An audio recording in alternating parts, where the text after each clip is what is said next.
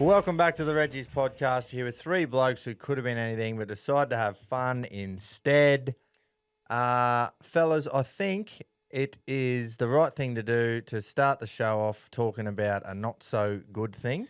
And then what we'll do is we'll move on to all the fun stuff, but keep Mr. Jai Arrow just in the back of our minds, you know, as we move on with the show, because obviously he's announced his medical retirement Wednesday it was, because he's been diagnosed with motor neuron disease.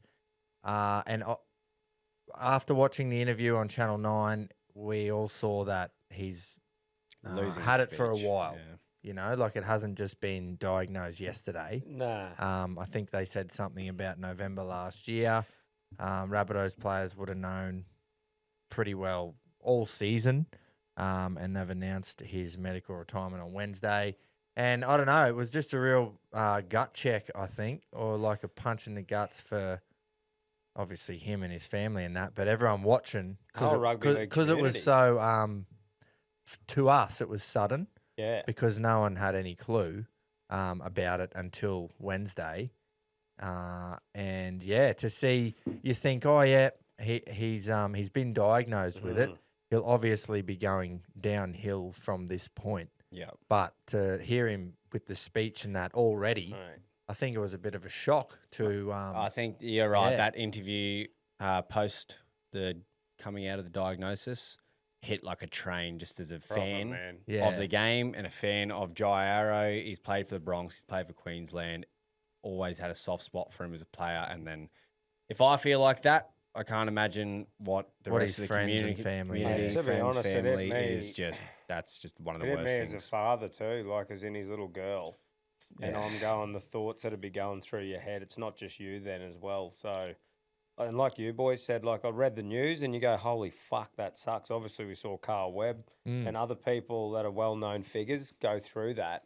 But to read that and then watch the interview, like you said, and really realise the onset of it and how it's already affected him, holy fuck. Yeah. Because like I watched a bit of the press conference first where the boys were speaking on his behalf. Yes. And I thought maybe it was because maybe he was just a bit upset. And he did get emotional while his words were being read out. But I thought it was just because he was just like, look, I'm just not up to talk. Yeah. But I didn't realise until after that his speech is heavily affected already. Yeah. Fuck, man. It's such a shocking thing to go through, and obviously you got to try and stay positive around him, right? And I'm sure the boys at the Rabbitohs and Wayne and all that will keep him in tight, and sort of read a couple of things about a possibility of Bill bringing him into camp to get him involved and stuff like that in Origin. But mate, it'd be such a hard thing to process, just knowing what it's going to do to you and having no fucking but that's the thing, knowing what it's going to do and still being fully aware of what's going on, because it attacks the nervous system. But I believe, correct me if I'm wrong, that you are still of full mind. You know, like you know exactly what's going on. Your speech is slurred and your movements might change or whatever, but you're still just as sharp as ever, if that makes sense. 30 years old, mate. Yeah. That's younger than you and I, Gropes. Yeah. It's a sickening thing to think about. There's not obviously any positive to really take out of this, but the only shining light is probably how much the rugby league community and everyone is going to get around him and how they are getting around him. Yeah. And that's the only thing. I wonder if the NRL will do something similar to the AFL. Like the AFL have got the big freeze now, and that's a huge thing on the King's birthday. King's birthday holiday in Victoria. Melbourne play Collingwood, and it's a big event. Yeah. And they raise a lot of money. Unfortunately, through all that money raising and that, there's still no cure. And I think they said there's 2,400 people dealing with MND on a daily basis, which is fuck all. Yeah. When you think about that, like in Australia. If you think about the amount of people, that isn't very much. That is not many in 25 million. But you put, that's so unlucky, you know. Like, So I wonder if the NRL has something in place to try and. I know we've raise got awareness or funds to go towards possibly. Like, I wonder if there is even anything that they have found leads or anything to do with it. But yeah, it's fucking rough. I just know that big freeze at the G, it's a big event now. It is. They get celebrities, athletes, everyone comes in, chips in. It's not just the AFL community. Yeah. Big game of footy and so obviously the NRL do a lot of their own things. They've got beanies for brain cancer and they do a lot of other specialty rounds. Yeah. So whether they can do another one for that, I'm not sure. But yeah, shit. Thoughts are with him and his family and anyone involved. Yeah, anyone who is suffering, and also anyone else out there. Yeah, it's all well and good for us to now shine light on a professional athlete, but there's also people that you would not know, and you'll never get to know that have got it, and it's their situation is just as bad. So, when shit like this happens, I reckon it's a good little it's a check for people to sort of go, whoa, and take a step back. You got a million things going on, and just go, righto, I'm doing all this shit, but at the end of the day, your health and your family are probably just about all you need, eh? Good little reminder. Gratitude. Yeah. Yep. 100%. Puts a lot of things into perspective for everyone. Yeah. Oh, it sucks that it takes something like this for people to do that, but like you said, for everyone else, it's that little reminder that what matters to you the most. Well, I reckon it definitely is because it happens, well, more than you'd like it to. Like something happened last year.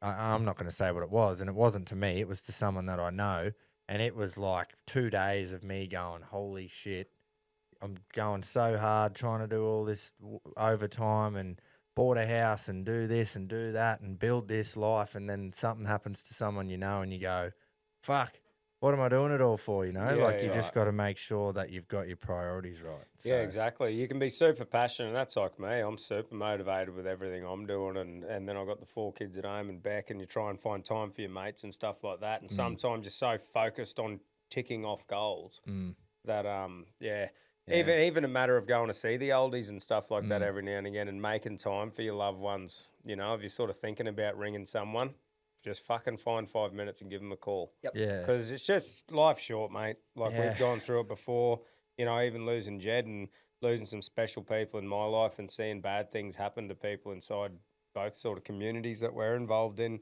Yeah, life's short, brother. Yeah. So don't take it for granted. But yes, it is good to have your goals and tick them off and that. But sometimes you just go, oh, you know what? If someone offered you $10 million now, but you died tomorrow, fuck no, you'd say, well, I don't. What have I got 10 million for? No, you know, so cliche, but there is not a single point when you are older in your life, when you're 60 years old, 50 years old, you would pay all the money in the world that you had at that point to be as healthy as you are right now. You'll say the same when you're 40, you'll say the same when you're 50, 60. So yeah, gentle reminder. Yep. So, like I said, it's cliche. It might sound corny, but... Yeah. Thoughts go out to Jai and his family anyway. Righto. We will do our best to move on with the show. Magic Round looked, well, I don't know if it was because I wasn't there, but it looked awesome. Like, it looked really good. Well, how was the Sunday? Mate, you should have seen. So, obviously, he's playing the Wars. Big shit. He's got his Broncos 13 plus thing on, right? So we've gone to the top of Caxton Street. Now the Wars are forming a fucking army, mate. Yeah. I've seen the videos. Holy fuck. So we pulled up and I'm like, what is going on? Like I thought there was a stink because you know the old school stinks at school where it's just packed in. So the start of the street was packed and I'm like, oh, something must be happening here. So we got dropped off. He had his Bronx 13 plus jersey. Soon realised she's all Wars. And I went, dare to lip off here, big shitty. No, mate. And then walked past and it just kept going and going and going. A wall of them just fucking... all the way down the stadium. Yeah, well, pretty much. Like past the Caxton I think, yeah, they were before the Caxton, but they were just building the army. We went into the Caco car park. Got to have a beer there before you go. And then watched the whole parade come through, all the cunts with face paints. Like, mate, it was fucking impressive. Just chanting and all that. Yeah, the drums. I saw all that. And, man, we're like, holy fucking hell. They show up everywhere, no matter where the playing. But even Magic Round when we went in 2024, and they beat their Penrith, section was the best, easy. They beat Penrith on the Sunday. Yeah. They got strength in numbers. And No, no one has animosity towards the Wales, I feel. No. They're not a rival to anyone. Not one bit of scaffolding got done that day. No, Zero. definitely not. Yeah, but mate, zero. All the sheep were safe. Yeah. So it was impressive. It was impressive just seeing that first up, and then went there. Obviously, the big fella was shattered that first game, but mate, Terrible game Ashley Klein to watch. It was shocking. Like when you're watching live, you don't really get a chance to really see too much. You sort of, when on TV, you can really see the replays, and you're more focused, I suppose. But that was just dog shit. Yeah. It was just, he ruined it. Yeah. From just watching live, I haven't gone back and watched replays, but I went inside once just thinking, fuck off, cunt. Just because it was so stop-start. Just always down that end and another one and another one. Yeah. And I'm just going, come on, man. They can't be that fucking different. So, the Broncos would have lost 13 plus no matter who was refereeing the game. But it did ruin it. No one's saying Bronx would have won if there was a different ref. No. Warriors were better than the Well, Broncos. I hope no one's saying that. No. Because that is false. Because, Wars were better than the Bronx, but it's just, you shouldn't have to get a game ruined by the P getting absolutely belted out of a whistle. And how does he get, what happens from that game? The only game really people are talking about the ref, that cunt gets rewarded state of origin duties. Yeah. Why? Has he got nudes of Volandis? Like, how does Klein, why do they not want to just give another ref a go at origin? It's not like there's a certain standard that Ashley's holding so that he's keeping other people out of the origin position. It's almost like, can't get any worse. No, but why don't we give someone else a crack? They would look at his obviously the referee's performance gets reviewed every game. Someone would be there reviewing it, and there would be someone who likes ones and zeros in a spreadsheet, some accountant going, he didn't make one mistake, they were all penalties or they were all 6 against. No shit. So, but there's got to be a the good refs know when to how to fairly let it go for both teams. Yeah, or a bit of a square up. Exactly. Yeah. But I understand that he, hate that we're even 99% of the time, by the letter of the law, he probably does make the right call, right? Yeah. But has he ever played a game where he knows, oh, hey, this is a big arena, atmosphere, this, that. I'm going to let it sort of be a little bit more lenient for both sides. But I'm definitely going to be firm on this, and this. But for these few things, I might just, I might give him an extra second here, or I might give him this or that. But he just doesn't. Everything is like, nope, it says it in this part of the rule book that that's a penalty or that's a 6 it's not again. consistent. So I'm going to That's what everyone blow wants. it. We've sat here for 4 years now. We've spoken about this bloke. There's no consistency. It's all over the shop. There's rule changes constantly. I actually fucking boils my piss that we even have to have this conversation. You shouldn't even again. take notice of who's reffing any game. That's when you know they're a good ref. You can sound like Sour Grapes and Broncos fan, but you're right. Like, mate, I couldn't give a fuck who won that game. But I was just like, come on, dude, you're fucking it. Yeah. But the thing with me, right, you see the announcements or whatever, he's reffing Origin 1. You go straight to the comments. New South Welshmen and Queenslanders, both sides hate the fact that Ashley Klein. No, I haven't seen many comments when it says Ash Klein reffing fucking game 1, and there's a heap of people going, "Oh fuck yeah, right?" Yeah, I know. Love that. I love that Ashley's reffing. No one. We says shouldn't that. have to say that about a referee. I understand it can be like a negative. The rugby league community can be very biased and negative at times, but it's not ridiculous that people point the finger towards Ashley Moore. For like, it's not like he's a scapegoat. It's not like he's a scapegoat for no reason. They're not going, oh, we'll just use Ashley as a reason why the reffing system is a bit average at the moment and the game's changing and evolving. Like, it's just hard to watch. It is. It is really. I'm It's fucking hard. sick of even having a talk. I know. But the crowd was unreal there for Yeah. that game. The Waz was just going off. It was actually impressive watching them there. And then Panthers against the Dragons, I thought we were pretty underwhelming, to be honest. I wanted to be like 30 up after 20 minutes. Oh, Yeah. okay, mate. Yeah. but got a win. There was no cunt there, mate. No, there I wasn't. There hope, was no one there was there. And fuck I know all. the weather had a bit to do with it, but it was a bit shit for Panthers and Dragons players. Oh, yeah, fucking magic round. Hopefully punters. Are we at ANZ or? Punters backed Dargs at the line Oh, yeah. because they only lost by 22. Yeah, whenever there's a ridiculous line, it's always not a bad bet to go the line. Well, mate, Is it? guess what I'm going to be Like doing for the other team. Guess what I'm going to be doing in the punt show. What are you doing? Exactly what you're Is it talking is it about. is it a massive one though? What is the I line? think there's a bit of disrespect, not for the Dogs. Ah, I've Not stayed talking away about from Dogs. league Across during couple codes. Origin. Both codes. yeah, right. But yeah, so we just went to the last two games and then went back to Caxton for a bit, played up, and then, got the opportunity to go into the sheds with the Queensland I boys. see that. That was, Mate. yeah, that would have been. What a That'd have been fucking awesome. spin out Fuck that yeah. was. Like, I think it was, I was sort of nervous, but I was so focused on just not fucking up Yeah. and just doing a good job that it was like, yep, talk to here. And it's like, Billy Slater, don't be a fuckwit to Billy Slater. He's Yeah. obviously He's the bush on poet. edge and he's just so media trained and you wouldn't want to say the wrong thing at that time with all the Yeah. selections. But then you get a few cheeky rascals like Munster and stuff, and then you can slip in a bit of dad kiss and stuff to them. And Yeah. but no, it was really good, man. I'm fucking very grateful to get that opportunity. And I think after I realised the enormity of it when I sort of left there and I went, what the fuck? What have I just That was done? Yeah, fucking day cool. one of the camp, everyone else is coming in for the first time, and you're in there as well. Yeah. And we got all these like rugby league content creators just sniffing assholes all around, the street and trying to get in with everyone. It's been big shit. Too scared to say anything wrong by any fucking player because they want an interview.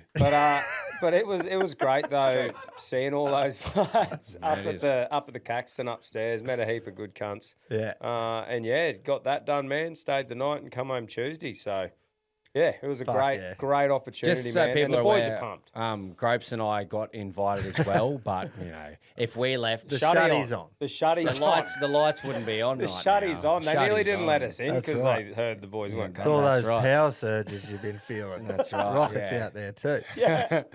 Boy, I'll tell you Hull. what, he's been fucking pumping the hours out. He has, too. mate. He has. So we got to watch our hours Yeah. because there's a Fatigue there's a policy. policy on it, right? You can't do too many hours in X amount of days and this and that. So you get the list and you look at it, and I tell you what, Rodney Dahl has been consistently in the top 5 on site. Yeah. Fuck yeah, He's Rocket. done 2 6 shift slogs of nights to Yeah. this shut. Fuck yeah. Yeah, he's pretty happy. Knows how to toil. Yeah. Righto. Well, that's awesome that you got to do that though. In all seriousness, it would Yeah, have and- fucking been it would have been very surreal after. Like you Yeah, said. that's right, man. At the time, you're just like, oh, right, Yeah. fucking on edge, and you're just constantly just buzzing, looking around. It was Yeah. good talking to like Maxi Plath Yeah, yeah. and the debutants Yep. about their feeling of getting the call, and what calling debutants means to Billy. Obviously, Billy knows our players' names. Yeah. Which yes. is a great start for Queensland. Laurie That tried is. to pick a bloke who's played for Queensland. That's What a right. fucking pelican. Yeah, but that's fucking. I would too. Mate, 100%. I'd I rather get it. Casey Maguire than Casey McLean Yeah, any but- day of the week. Yeah. So, great start for Queensland. The fact that Bill knows his players' names and has said them correctly. Obviously, bad start for New South Wales. Terrible. the Yeah, but first who gives announcements. it? Like I saw that video that old fucking Jamie Thoward and Guru were just being so serious about it too. Like What are they doing? saying what a bad look it is and this and that, and it was a full serious chat about how it's not. It's just an honest mistake. And I'm like, shut up! Who gives a fuck? Yeah, he got a name wrong. It's just And great you're for us. I know, but if Billy had done it, we wouldn't have given a fuck. Yeah, we would have. Okay, he's under a lot of pressure. Yeah. But these two are on there going like, if New South Wales go on to lose this series, it'll all come back to this. Oh, wow. Because it was great to go down because it was at Suncorp, the fit out thing. Yeah. And they have all the past players' plaques there. Yeah. So I went, oh, this is great timing. Just went up and filmed Maguire's and said, no, Loz, you can't pick him, man. Yeah. But yeah, we just got, and they do the same to us. If our coach or our player's done something stupid, that's just ammo. Oh, they'd be into us. Yeah. But I wouldn't what I'm saying is I wouldn't be sitting here going to you, oh, Tom, like that's just not a bad look, you know? That is a bad look. If you asked Casey himself or Laurie, they would just go, honest mistake. Yeah. Thought it was kind of funny. No one would care. No, just Anyway. Oh, That's fuck all right. me. The excuses are rolling out already. Yeah. Any vibe or feeling from players or I am theories, and you're going, fuck, they're in for a big one. Nah, man, they're all just fucking pumped. Like obviously, So we the win energy- 13 plus it's- both games. Yeah, 100%. all three. Sorry. So obviously it's day one, so everyone's just fucking first rocking up. Tommy Flegler was keen to talk to you. yeah, he looked stoked. Well, I hit him with the question, right? I said, mate, fucking what a turnaround for you. Yeah. I said, you read a few things for a while there that you might not even come back to the game, let alone state of origin. Well, like, how's that sort of feel? And he sort of had a bit of a chat, and Pooh goes, are you sick of people with microphones? And he goes, I'm sick of getting asked that question. And I'm like, oh, well, fuck, mate. What do you want me to ask you about how the banana farm's going? Yeah. Oh, your question. Oh. Yeah, no, he was like, he's like, I'm Okay, sick of getting asked that question. But it was all in fucking having a laugh. Yeah, I know. Yeah. But I thought it was the microphone question no. that he was talking about. I look at that glass half full and I go, fuck, he's angry. Yeah. Yeah. So surely he's going to channel that anger and just take, who's the opposing front rows? Fanua Blake and Mitch Barnett's head I off. love Mate, that what they've I picked Fanua Blake, notice, man. it's like they're not that big, like when you see on TV You that. could take him. Oh, yeah. No, not at all. I just mean, I don't know if they used to be bigger in general and the game changing. But they're just all, there's no like ginormous. Matt Scott type territory. Yeah. Yeah, I remember seeing the Burgess boys are brothers key. and shit, and you're just like, wow, look at these mountains. Yes. Boys are We'll ready, just they move into Origin, I think, from off the back of that. Yep. Because I really don't want to talk about too much how terrible the Broncos were, because they were really, really bad. But Shocking. what I am going to say is the Warriors were fucking unbelievable, and their forwards are just bullshit. Yeah, they're like good. that was Very the good. difference in the game for me. Was obviously a lot of skill errors from the Broncos, but a lot of them came from the fact that they had to try and make shit happen from their own 30 metres. Yeah. Because the forwards are Rocky Brothers forwards and can't go forward. And the Wars just went 70 metres down the field the whole game, and it was tough to watch. But guess what? Tough times make tough Broncos. That's right. We've been here before. And just back to giving the Wars a pump up, your halfback who's had a breakout season goes down with an ACL. Man, that sucked to see. That is terrible. It is. But strong of the team to just lift and go forward. It's not Yeah. like Tamara Martin's a terrible He just come on and cut. Well, what about Metcalf? He's just.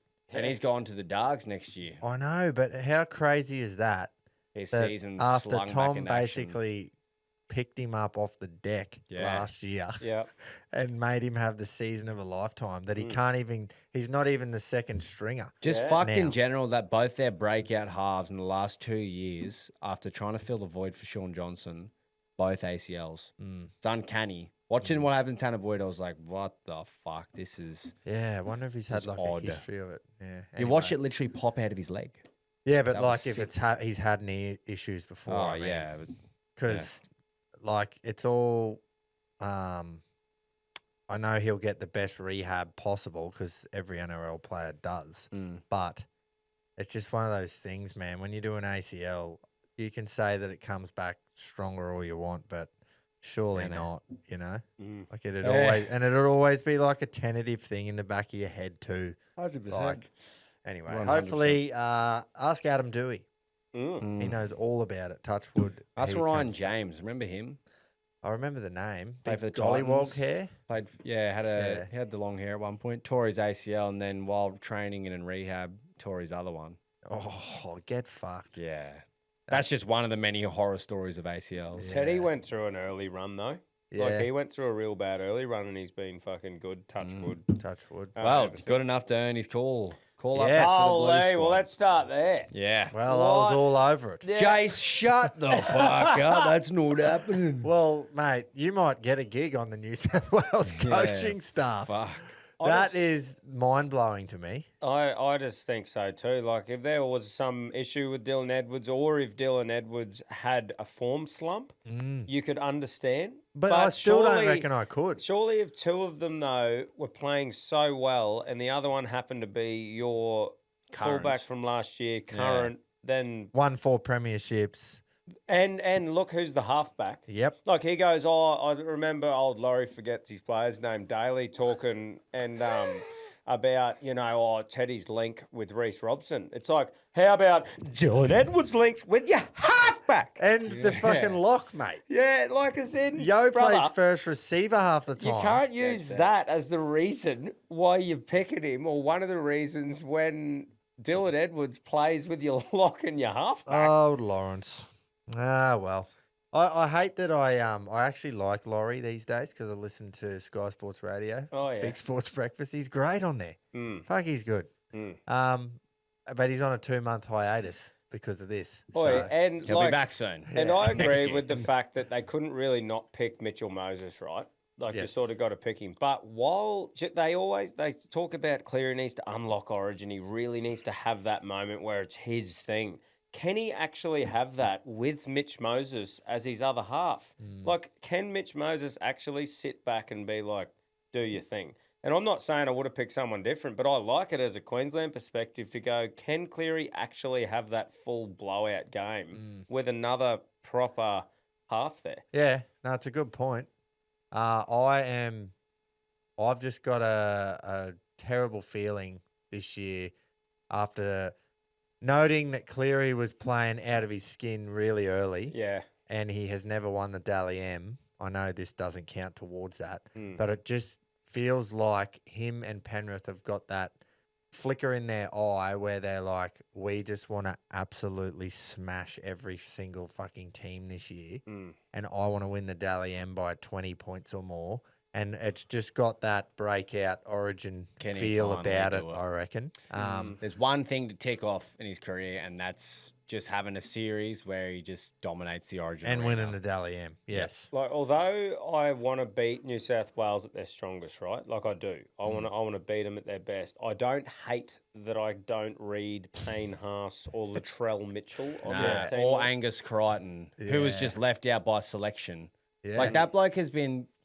If you can say whatever you want about form this year, but in the Origin arena, he's won a Wally Lewis medal in 2024. Yeah. Fucking unstoppable. Yeah, and he's a gun. him and Liam Martin He's on the just edges massive are too. just big bodies Liam who are Martin's so injured, aggressive. but But yes. I understand he's injured, but I don't know how the fuck you leave Angus Crichton out of this team. He should have How been. do you bring Victor Adley back in, who's just going to give you 10 minutes and a sin bin, or just something erratic when Angus Crichton just does a fucking job and he just loves that Loves blue jersey. Origin, He yeah. loves Saying the that, arena, though, loves Victor, everything. Victor's aggression and stuff, like, if he can control it, he is a good cunt to have in that arena, though. It's wild that Victor went and started to play for England because he's like probably not going to be able to play Origin again.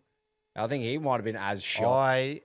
I agree with Jace there. I reckon that is a foolish move to leave out Crichton. Yeah. If anything, Yeah. if Victor comes on and plays 20 minutes and kills it and impact is huge, he'll stay. But if he doesn't do much, guaranteed Laurie picks Angus Crichton for game 2 and goes, fuck, I missed that. Fuck, I missed having him in the team. So what are they doing here? They got Adam Fanua-Blake, Mitch Barnett. So Jacob Saifidi's obviously an out-and-out prop that they're going to swap. Yeah, but which obviously, is, again, he hasn't played for... no, you mate, know, I like, was where's so he come surprised from? seeing him. Jackson Ford. Yeah. Yeah. Fucking, I are would've we picked him. kidding? Just quickly on Adam Fanua-Blake, I'm so glad they changed the rules and allowed him to play because when it gets hard, he'll be Spencer Lanyard and will go missing. Where's he, by the way? Anyone see old Spence? He was available for selection. No. Even he admitted himself. He said in an interview, he's like, I'm not good enough for Origin this year. I should not have been picked, and I haven't been picked. So Well, I fair don't enough. think he was good enough last year, but anyway. Don't get me wrong, I've said this several times. He is great when the team's winning and you're running downhill. Yeah. But when you got to turn around and run uphill, where's old off the back fence? He's not there. Sorry to just sideswipe you there, Big Spence, but when you lip off at Suncorp, that's what you fucking get. Yeah, and Queenslanders have very long memories, so that'll just be there forever. So, but I mean, they're obviously going for just agile dudes to come on. And like, probably Yo goes into front row maybe, and then Murray comes on at fucking lock. Yeah. It's I interesting. like that they've picked both Yo and Murray. Yeah. This is the first time I've probably looked at a New South Wales team in a very, very long time and thought they haven't picked the best possible 17 that they can, which is super unusual because usually they just do. They just pick 1 to 17, talent, who's playing the best, who's done in the last couple of years. Who's got the most followers? Yeah, all that. But it's just like leaving out Angus Crichton, silly. Not picking Dylan Edwards. Tedesco, yes, is fucking unreal. And even I thought he was in contention, clearly, because of last week. But And what about Kohler on the wing? Yeah, like he's Coke. a centre. What is Coke doing? yeah, Like, as in, obviously he can fill in with injuries to centre or even fullback or whatever. And, like, you can have a fill-in. But what, New South Wales don't have an out-and-out stinger? is Mark Nwanganitua he's injured? Yeah, I don't know, mate. Maybe Tupu's been in red hot. maybe they're not going to pick Mark because he's Fox. leaving. Oh, Out of spite. Oh, fucks me. But look at our 5. Like, Yeah. you and know, then He's we've got ripped 2 in. Joes in his first name, mate. He's the best player on our team. 2 Joes for feeder. I don't hate. That's fucking unreal. oh, first try scorer. Put him on. 2 Joes for feeder is going to have a fucking ripper game. Righto. Joe. I'll back you in there. Fucking come on, mate. Yeah. I Right, think so to a over point Queensland? it's good to pick on form, yes, which he's clearly tried to do. Yeah. But at some point we've got to go back to origin form, right? Like, come on. You could be look at Nate. We bring him up every week. Yeah. Nate, Dane Gagai. Yeah. Val, even though Val's had a stinker of a year, it feels weird that he's not there. No, I like we haven't picked him. He has had that's a bit too shit. He even to said be that going. himself too, though, Val. Yeah, he knows. Hasn't got much going on around him either, but he has had a stinker. Now, say what you want about the wingers too. Obviously, Grapes, you talked about Cobbo last week. Look, our options on the wing of out-and-out wingers Aren't great. aren't massive. But they're wingers. But what is massive compared to them is the height of our guys. Yeah, so we won't kick it up once. Yeah. But I mean, that is one positive for Queensland. Yeah. 2 and cola, can of cola is Not that big. Yeah, No. I know. I just worry. I really worry about Selwyn. Yeah. I know. I want him to prove me wrong, and he will. He Because has he's a been Queenslander. he has been a lot better in the last few games than what he did when he started. Yeah. Like when I he was worry dropping. about his I worry about his fitness. Mm. Like, I don't think he's fit enough to play in the NRL, let alone like this is another step up. He's played Origin before. Yeah, I know when he was fit. And he's on the wing, boys. Yeah. That's I'm not like overly looking too far into the wingers because it's like, okay, yes, I don't want to discredit them too much, but they are a winger. wingers. That's right. They are wingers. Except Centers, I think, are fine. Like, except- we pick them too. have you ever heard? We'll get to. We won't actually. We'll do it now. B2, Brian 2 has. There was a story that broke today about he's gone because they can't afford to keep him. Have you ever heard that about a fucking winger? No, that's true, but no one is as valuable in that position as Brian. I know because he cheats and ducks his head. Yeah, but, man, he's cheating. I'm gonna say we'll go through the Queensland side. The number 1 spot is where we'll spend most of our time, I assume. But just before that, Sam Walker, before the game, hand on heart, not a bullshitter. Before the game, I'd succumb to the fact that we were picking him, right? Before the Cowboys Roosters game, I was like, nah. Everything I'm reading, like, how can we not pick him? Like, he will get picked. It was going to happen. If he doesn't get picked, he'll never get picked. Like, this is his time. It's a perfect segue for them to give him the jersey to hold on to it for a bit. So I was at peace with it, and I was like, yep, sweet. That's it. He's a Queenslander. I'm backing him in. He's going to have a blinder tonight, and then he didn't. And I was like, oh, shit.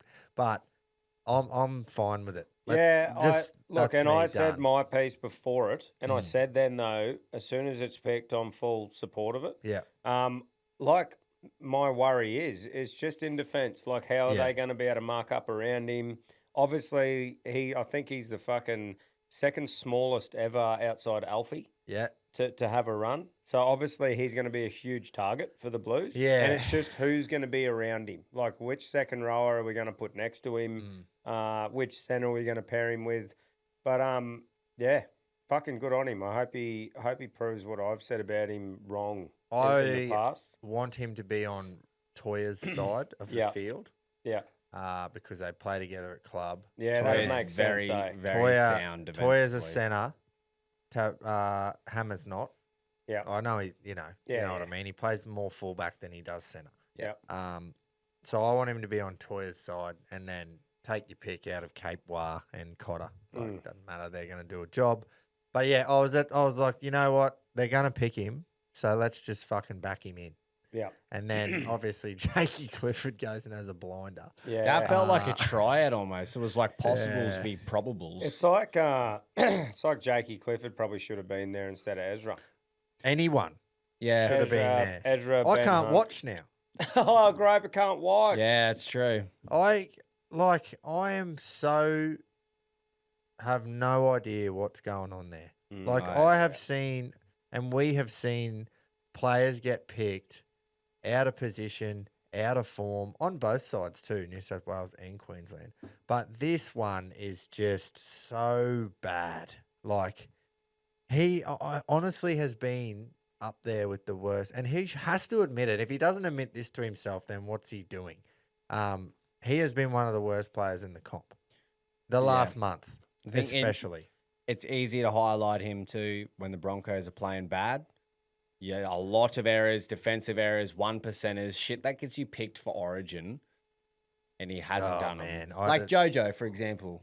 Not many people would have had Jojo in that team, but if you were to look back at his form now, you listen to Billy Slater talk, you go, fuck, he probably does a lot of 1%ers that we don't notice. But Ezra is just not doing even slightly the 1%ers. I want to know. It's really, I don't. Yeah. After the game, because I've just got this thing in my head, and I don't. None of us know Ezra and know his personality. No. So let's just clear that up.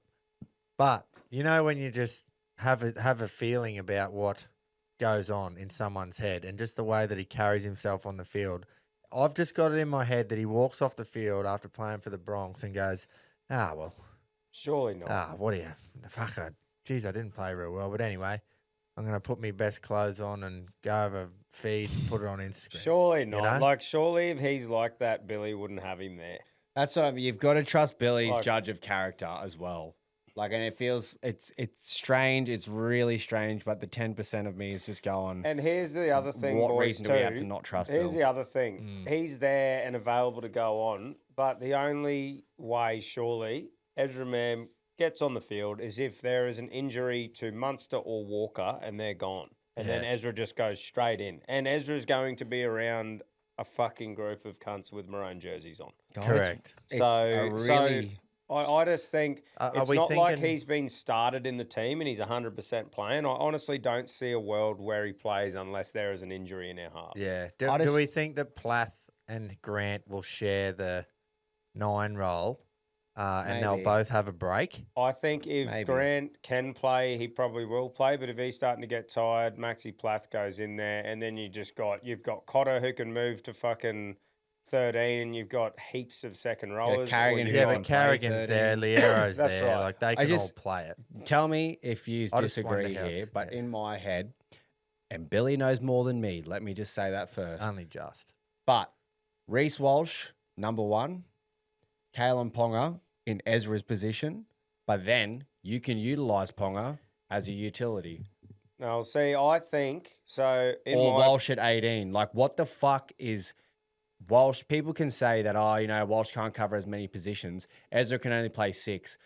What can he offer more if shit goes down than Reece Walsh could possibly offer? Yeah, it is a weird one. No, for me, man, I think if Dearden was the 7, who's a structured, not risk-taken, like, sort of player, it'd make more sense for Reece Walsh to be at fullback. But I feel like Sam Walker plays off the cuff a lot. Munster obviously does. So I feel like those two being there who are already pretty erratic and stuff, having that player who's probably more disciplined and not as risk-taking in Ponga makes sense to pair with those two. And Reece Walsh, if Ponga's got the number 1 spot, and Walsh is in the reserves, I just can't see how Reece Walsh gets. So, for example, here, if Ponga gets hurt, Hammer goes straight to fullback, and you've got an out-and-out centre, in form or not, in Shibba, who goes straight in there.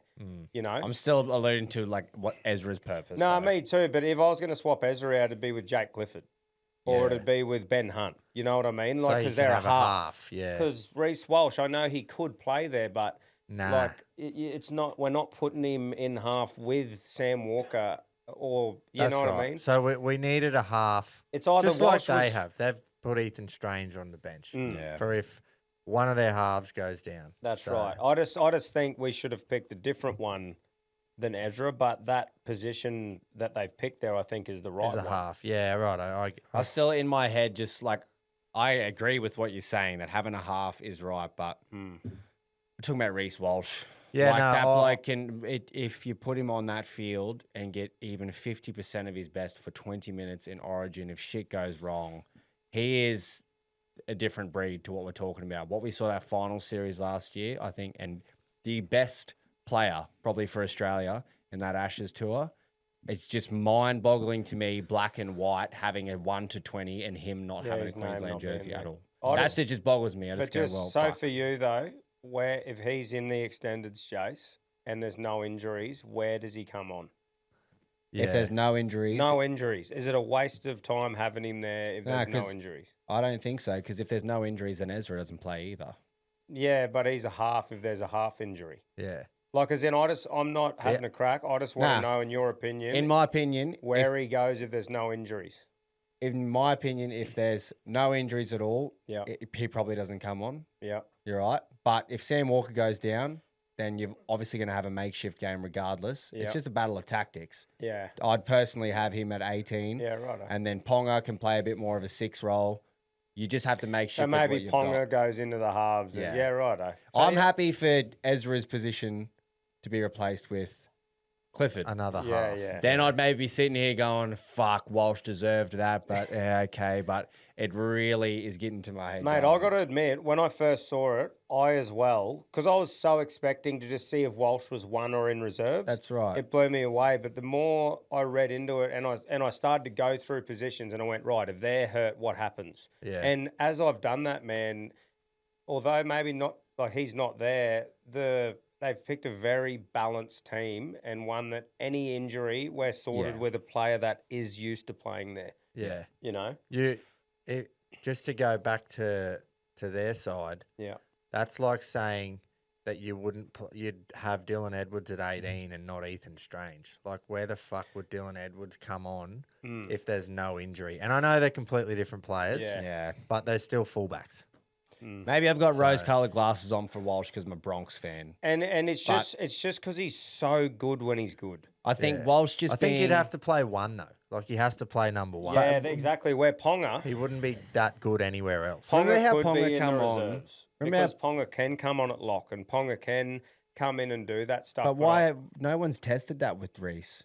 It's like, Reece is an out-and-out one. That's his position. That's what he's played. But we've seen Reece in first receiver at times just roaming freely. We've seen him kick 40-20s. Like I know. He plays very loosely as a fullback position, and he can go with. No one's just put him in a different number before or a different position. Do you reckon no one did that with Ponga either until he got his first attempt? Do you reckon that Reece Walsh looks the best he ever does and the most dangerous when he gets it off the 5'8" out the back and he's got the centre and the winger there to make a decision?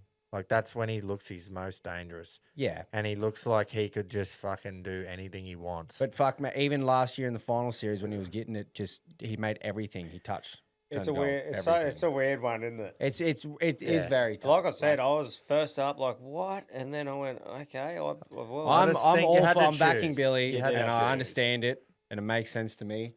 But like I said, it's just really weird seeing a bloke who won a Clive Churchill, was the best player in England for that Ashes series. And even at his, like, if you're getting 50% of him, is still just so crucial. Weird to see him not in the squad at all. I think if there's anyone who can justify a player out of position and just utilize them in a certain way, it's Billy. Billy can use a player, he's not used to that position, but I'm going to pick him this way and I'm going to play him that way. Then it would make sense to me. But Surely Britton Nickera, he'd come on in second row, right? You got to have him running lines. Is that just where Ruben gives Max a break at fucking lock? And well, I reckon so. Plath might play the first fucking however long. Yeah. And then he'll have to come off. Yeah. Because then when Grant's fucked, Yep. 10 minutes into the second half, Plath will have to go on half fresh. Yep. So that's what I would assume they'll do. Yeah. Grant will play as long as he can. Plath will do a short stint at the start, come off, and Carrigan or something will go on. All the arrow. Yeah, hopefully Carrigan. Yeah. And then 60 minutes in, Harry might be just fucked, and needs a 10-minute break. And what's his name? Plath will go back on. Yeah. Well, reality is, right, you got Ezra and Shibba in 18 and 19. So Nakora, Collins, Carrigan, and Liera are getting a run unless there's an injury. Yes. Yeah. God, I hope so, yes. No, well, yeah. But there's obviously, and let's be honest, Billy Slater and Laurie Daly don't just fucking say, boys, shut up, I'm picking the team. Yeah, that's right. So they've got that much analysis going into it, and you can tell because look at the benches. They're almost they're very similar. Yeah. They got a centre at 19. They got a half at 18, and then they've got 3 forwards, and, well, we've got 4 forwards. We just don't have a hooker. Yeah, but we've got Plath at 13. That's right. So, yeah, there's obviously some science that's gone into that, and they've gone, right, who can we pick at 18 and 19 that are going to cover us if something goes wrong? But, yeah, but honestly, man, I'm fucking happy with it. I think it's a good team. Like we said, I just hope Sammy gets the help from the boys around him and he can fucking get the job done in defence. Yeah. Obviously, that's just him being so small. Yeah. And over the last couple of years, he has gotten a lot better as well. But just that's something you worry about. Not having Latrell and Payne Haas is great for Queensland. It's not shit. No. But yeah, and obviously being in New South Wales, boys. It is down. I was going to say that. Fucking home. It is down there. Yeah. So which we've proven they'll it probably means get fuck all. 90% of the crowd there. Fill the stadium. nearly fill it. Yep. And we got to be careful saying that, Jace, because they did beat us game 3 at Suncorp 2 years ago. So. Yeah, once in 20 years. Yeah, but it did we beat happen. them at a decider last year. I just don't want to give them. Game I just don't want to 2024. bait them. Yeah. But boys, I don't really is it care. safe to say we've got no chance? We don't. Yeah, We're down there. We got it's just. Well, Neds are giving us no chance. We've got no chance. We've got no one else to pick but Ezra Mann. Yeah. We've got no chance. We're fucked. Oh, No chance, boys. I am feeling a bit bad for Mammy now, actually. Why? Because you've just well, attacked his character. No, I just smack him every week. Yeah, I'm sure he listens. But he just doesn't do anything different and keeps getting worse. Yeah. So I don't think know. I just want the man to be accountable. Yeah, you want him to put his hand up and go, "I suck." Oh yeah, but we should clarify as well, and you'd think this way, Groper, regardless of what you just said about him. When he goes on the field, if one of the boys goes down, you're full behind Ezra when he runs out there with a Queensland jersey on, and you wish all the best for the cup. Yeah, exactly. You're just voicing your concerns about what you've seen so far this year and how. And I hope he has concerns about it as well. That's all.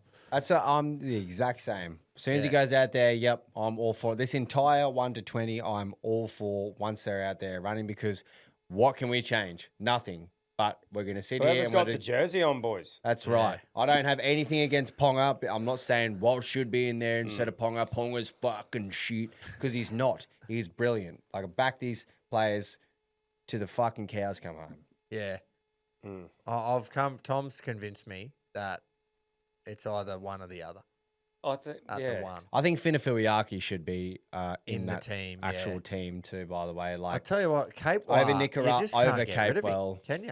No. And he's playing well. I'm not questioning but if you had told me 3-4 years ago that Cape was still run on second Still row, there, I'd be like, nah, come on, If mate. Ruben Cotter wasn't such an Origin player, like as in just built for Origin, I dare say that you would have had a Nicara or a Finafiliaki in there. But it's just purely the fact that Ruben Cotter fucking gets it. he gets it, bro. So he's just on the starting team because it's Ruben Cotter. Yeah, that's right. And that's what we can't. That's what we can't work out about the Angus Crichton. Yeah, exactly. Thing. Yeah, like he should be the same scenario. Yeah. As Cotter. Mm. Do you think you can tell me I'm wrong here too? But Cotter and Capewell, game 2 and 3 last year were fucking instrumental in our win. They took us forward. They were both class, and it's felt like a couple times in the last few years we've had to pick them. Capewell is an outright second rower, but he's not exactly screaming, I'm in brilliant, amazing form. We've never understood why he works at Origin, but he does. Cotter isn't a second rower. Yeah. He can play front row or he could play 13. It feels like we find okay, Finafuiaki, Nikora or Lemuelu or Lukey, all of them I probably would have had in 11 and 12 before picking them. So that makeshift worked last year. Put Cotter at 8, Capewell on the bench maybe.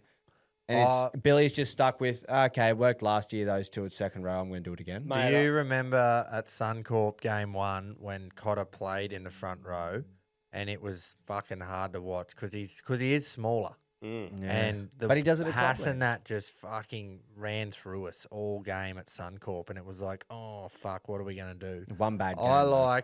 No, he didn't have a bad game. He's just little. Yeah. Like when you're comparing... he's not big compared to Hudson Young or Homole either. No, I know that, but he doesn't have bloody Fanua Blake, Barnett. I know Haas isn't there, but Flegler and Fasua Malawi, they're just big, you know?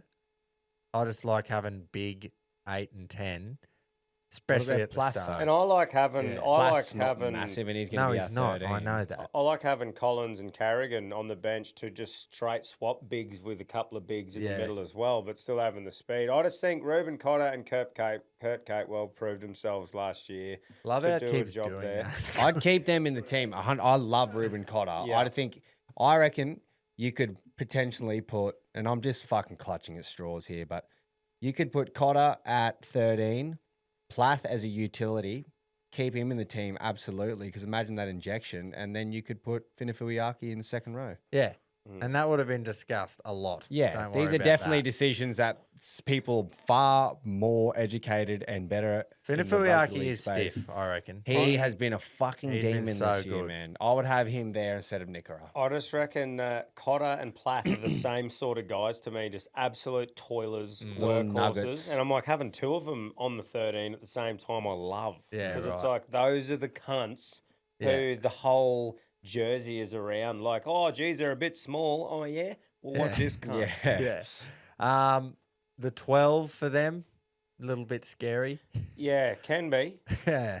Can be when he wants to. That's right. Hudson Young, mate, he should be built for Origin. Yeah, but it's just he hasn't really had those games yet that you've gone, holy, Hudson. Yeah, he gets yet to do it in the arena. I've probably given him man of the match there. Homole, yeah, well done. Homole had to get picked after his last, 8 games? Yeah. Maybe? And everyone's talking about him, how good he's going, and Foz, and how Foz has unlocked him. Foz. Foz has not unlocked you, Homole. You just decided to start trying. So it's all good for everyone to give you the praises of how good you're going, because you are.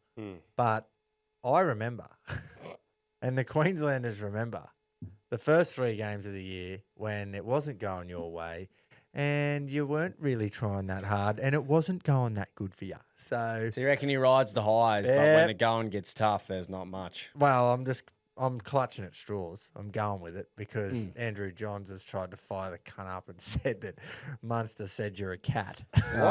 What are the opening odds, boys? Because I know it was like 240 to us or something, wasn't it? New South Wales would be favourites. Yeah. But I honestly look at those two and I'm like, man, I'm fucking happy with that. Like, I'm confident. You know, some years you're just cringing and you're like, oh, fuck me. I'm happy. Yeah. I think I am. I've just got the blinkers on for a couple of hours. On Neds, Maroons are $2.45. $2.45. What are they? $1.55 for the Blues. $1.55. That's way too short for the dad kisses. I want to clarify too. It sounds like I've ripped apart this Queensland team, but I do still rate it. It's almost good headaches to have that we're leaving class players It feels like at times we've been selecting a team where we've gone, fuck, this is the best we've got. It's only Fuck, one, though. How's he in here? Oh, it's because we've got no one else to pick. We do have options to pick now. But so and if we're Walshy, though, let's say Walshy was on the extended bench there, available to play, would that be, that's your main thing that you're like, come on, boys, put him in there somewhere? Yeah, I reckon. I do. Somehow make it fit, Billy. And Make I him see fit where because you're he's so coming good. from. Oh, Make so him do fit. I. Because But, let's be honest, if you get 15 minutes of him, he'll just win you the game. That's right. yeah. But I do see Feels weird. how it's got to be one or the Yeah. other. How do you I have think- another fullback in there? You're like, yeah, but it's Reece Walsh. Make it work, Billy. You understand the He- game. Put him in somehow. And he would have been 100% in the conversation, but I just reckon it would have been covering all bases 100% with everyone in their position, or take a risk of not having that and pick Walshy just in case Ponga goes down. And I just reckon they would have went, let's cover all bases for game one anyway. I just reckon it's a choice between one or the other. And if we lose and Ponga doesn't have a great game, it's then in Walsh's hands to go and kill it for the Bronx. Yeah. Well, I think it's to one take or it. the You're other. right about only Hammer when- too. Only when Ponga is at one. I think Ponga's in the team if Walsh is at one, just because he's proven that he can go Play and play in the middle, and he has done a bit more. Yeah. Physicality wise. But And you're right about Hammer too. Hammer played fullback in game 3. Bro, Killed it. So Hammer's like a he gun can, at fullback. if Ponga goes down in this squad, Hammer. straight there. Yeah. Shibba centre. So So ground's been covered in the absence of Reece Walsh, and Yes. I understand what they've done, but in my head, I'm yeah. just going, how do you not utilise a bloke that looked like he had rugby league figured out last year? yeah, but he has to play one. Mm. Yeah. Look, I don't know if I'm just not thinking right here, but has Ponga played a game not at fullback since he almost was fucking medically retired from getting too many concussions when he played 5'8"? Fuck, I haven't even thought about that thing either. Because that was all the rage last week with your fucking throb ball shit. Hey, it was And- good while it lasted. And It was fun to think about. we It all was. just It was a forgot nice idea. that, he nearly got fucking retired when he tried to play 5'8". But I'm not sure. He might. I swear he's come off the bench for Queensland since then, though. You know, He came on, what game was it? 2024? Game 3, he that's came what off I the mean. bench? Yeah, I reckon he has come off the bench for Queensland since that. Mm. Because that was ages ago now.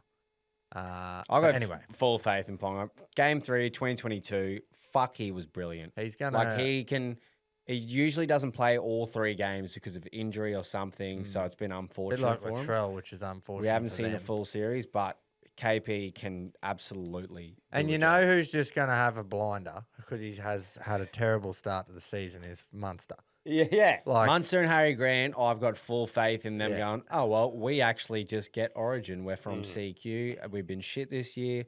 Let's just light this game up. And that's what I look at the halves, man. And that's why I do like Ponga, because they're pretty off the cuff wild units, those two, 6 and 7. Yep. So you go fucking Ponga being that structured dude. I just feel like he's just got. and he's playing well. Let's Hey, be fucking honest. oath he's Like, playing He's well. playing earned it. really well. He's definitely earned a jersey. So yeah, Queensland's going to smash the cunts, but we have no chance. Nah. There's no See, chance. they've got me blowing up like Turmoil. turmoil within the Fiend. Well, to be honest, man, it's probably the first year ever where first glance you cunts have actually done a terrific job here, and I'm back on we're going to smash the cunts, but we've got no chance. But at first glance, I reckon 5 minutes after the teams come out, I was just like, we're going to get smashed. And that was just me being negative. Pretty much because I was looking at number 2 and 18 going, how the fuck have we picked them? And then when you sit down and look at it, you go, oh, no, hang on.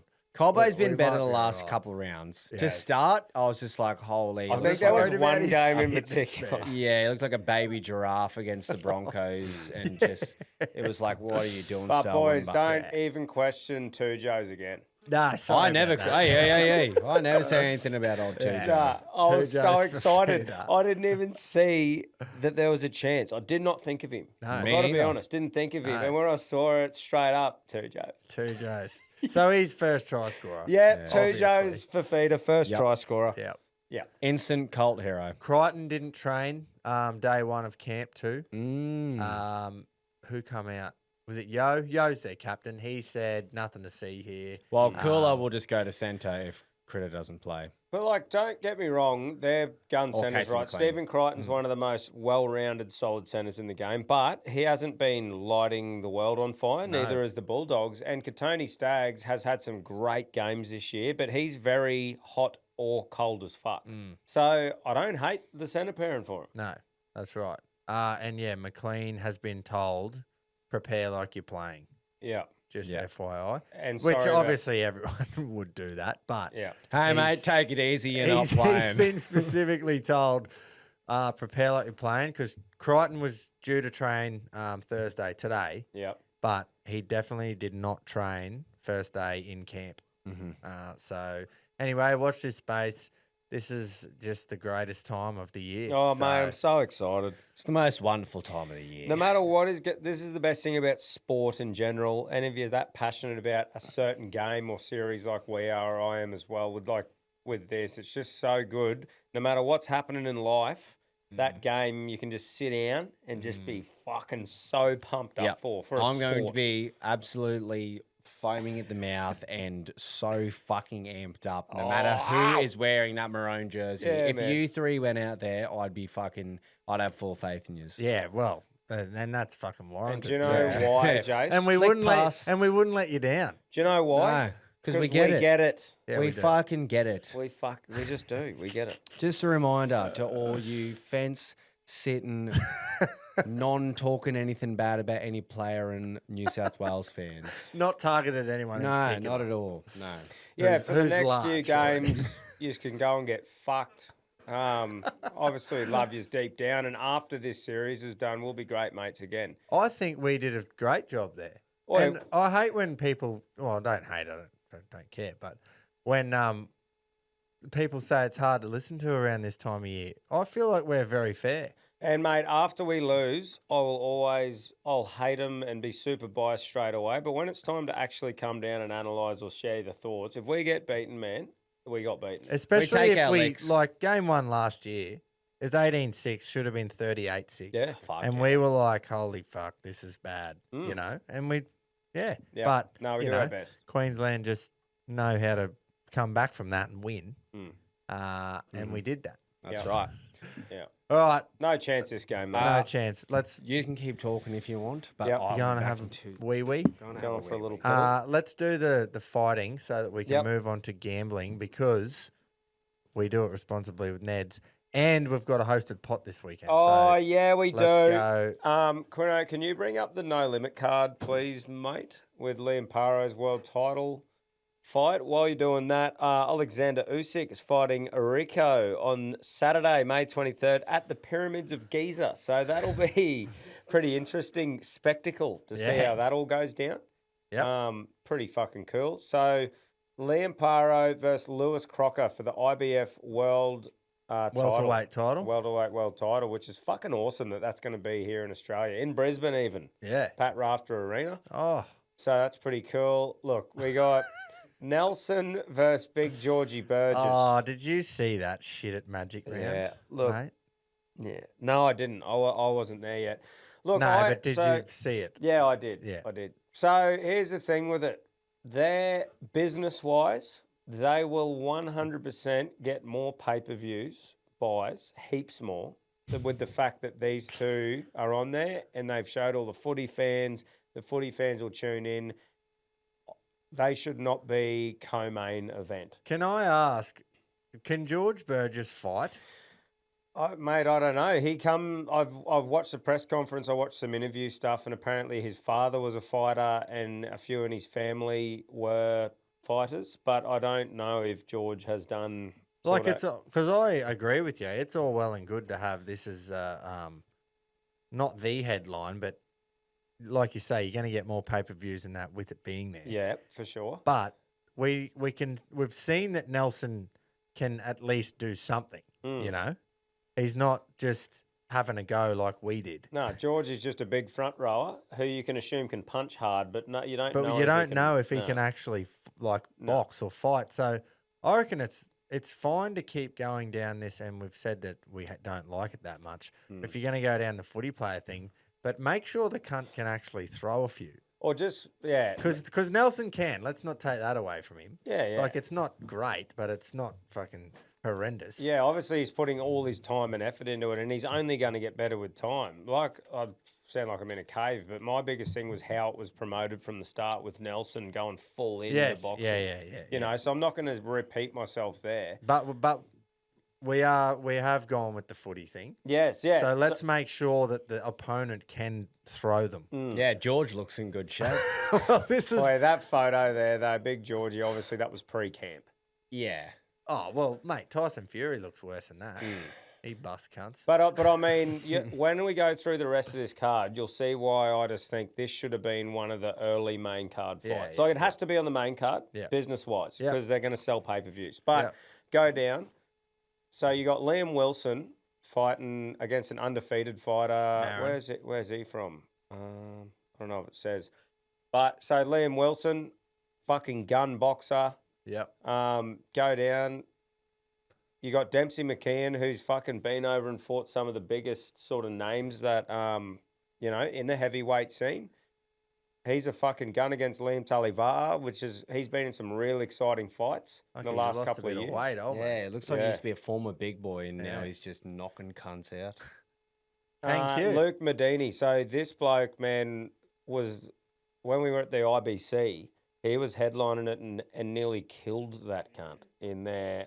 Undefeated boxer as we well. Need to unlock him. Absolute weapon. We haven't unlocked him yet here, so you can't see him. But I mean, all these other fights are proper gun boxing fights. And I just go, look, put the footy boys on there. Now that we all know Nelson isn't going to be fighting boxers for a while, that's fine. You're selling a footy fight, but not the co-main, Joe. Yeah. When you got all the deadly boxers. Only because I feel like there's only two ways it can go, and they're both just super fatigued and it's not a great watch, or Big Georgie just hasn't got it, you know? And they've probably done it so that the crowd stays and correct. is there for the main event. And if they don't stay for the main, then something's wrong with them. Yeah. Anyway.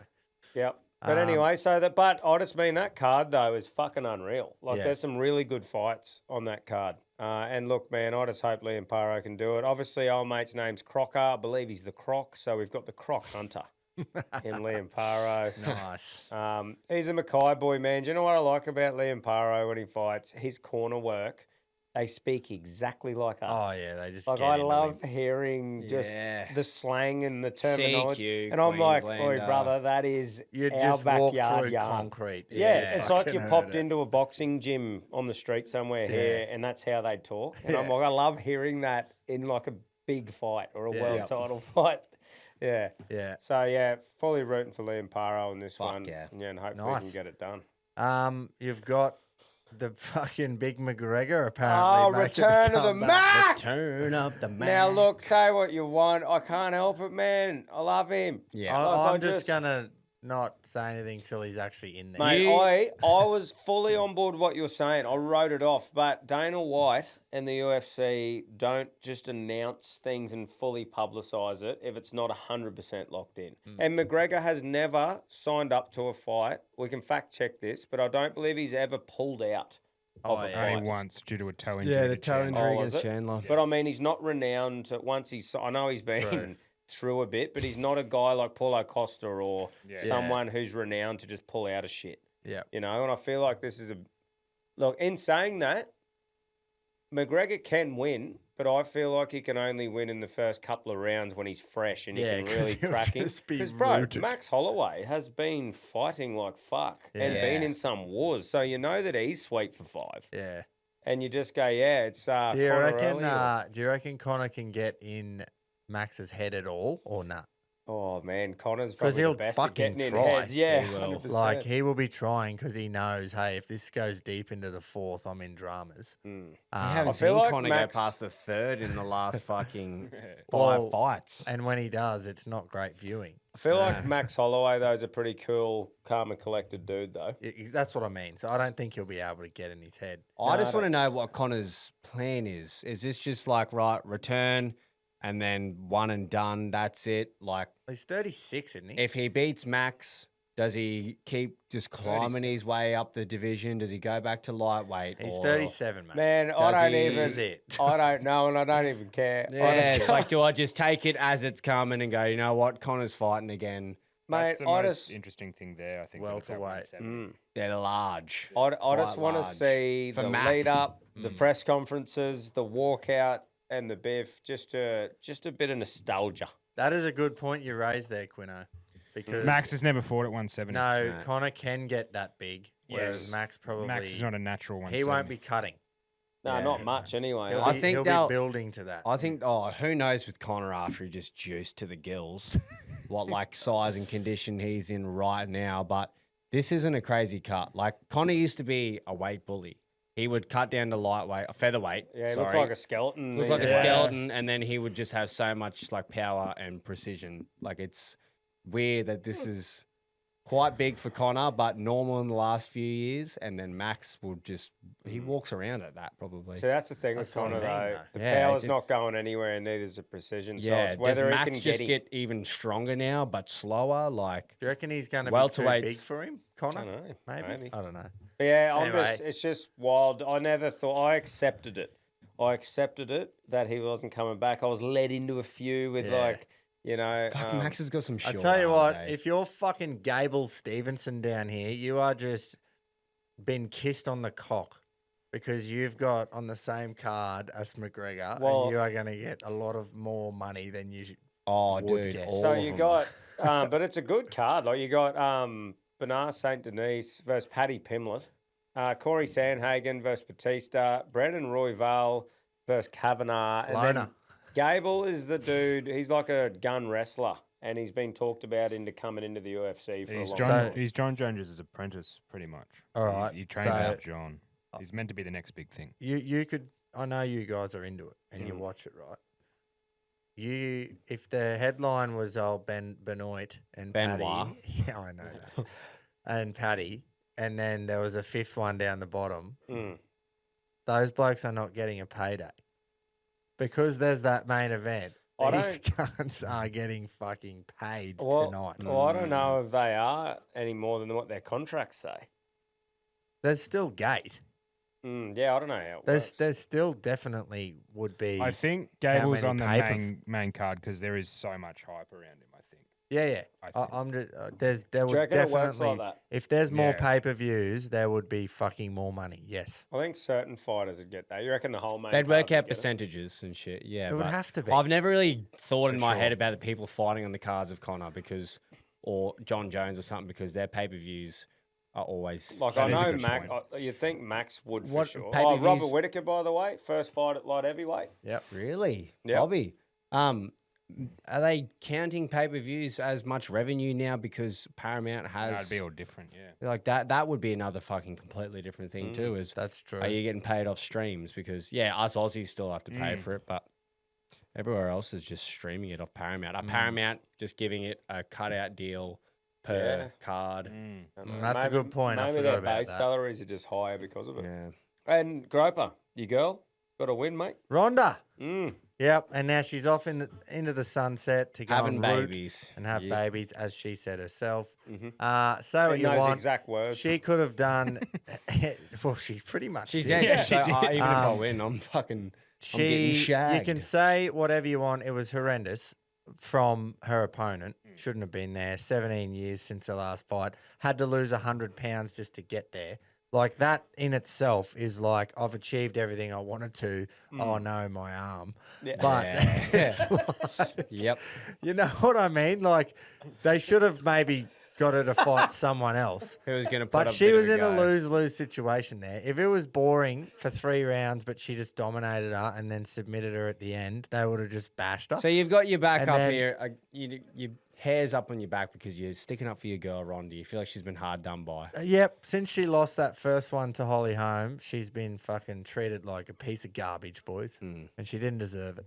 Because, and I know you kind of didn't agree with me, but I said anyone who watched UFC fucking 10 years, would it be 10 years ago?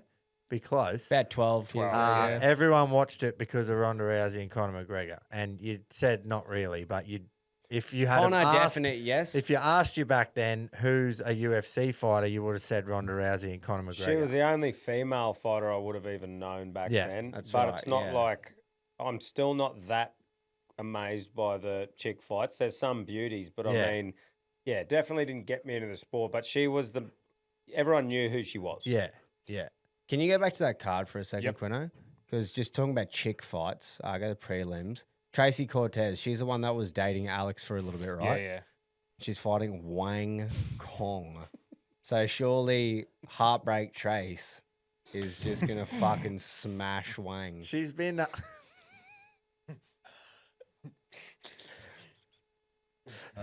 Willie King. Thoughts? She's been she's dated a few. Yeah, Brian Ortega. She's dated a few, I believe. Really? Oh, Trace, yeah. So that's what I thought you were going with. Heartbreak Trace. She's gonna smack Wang.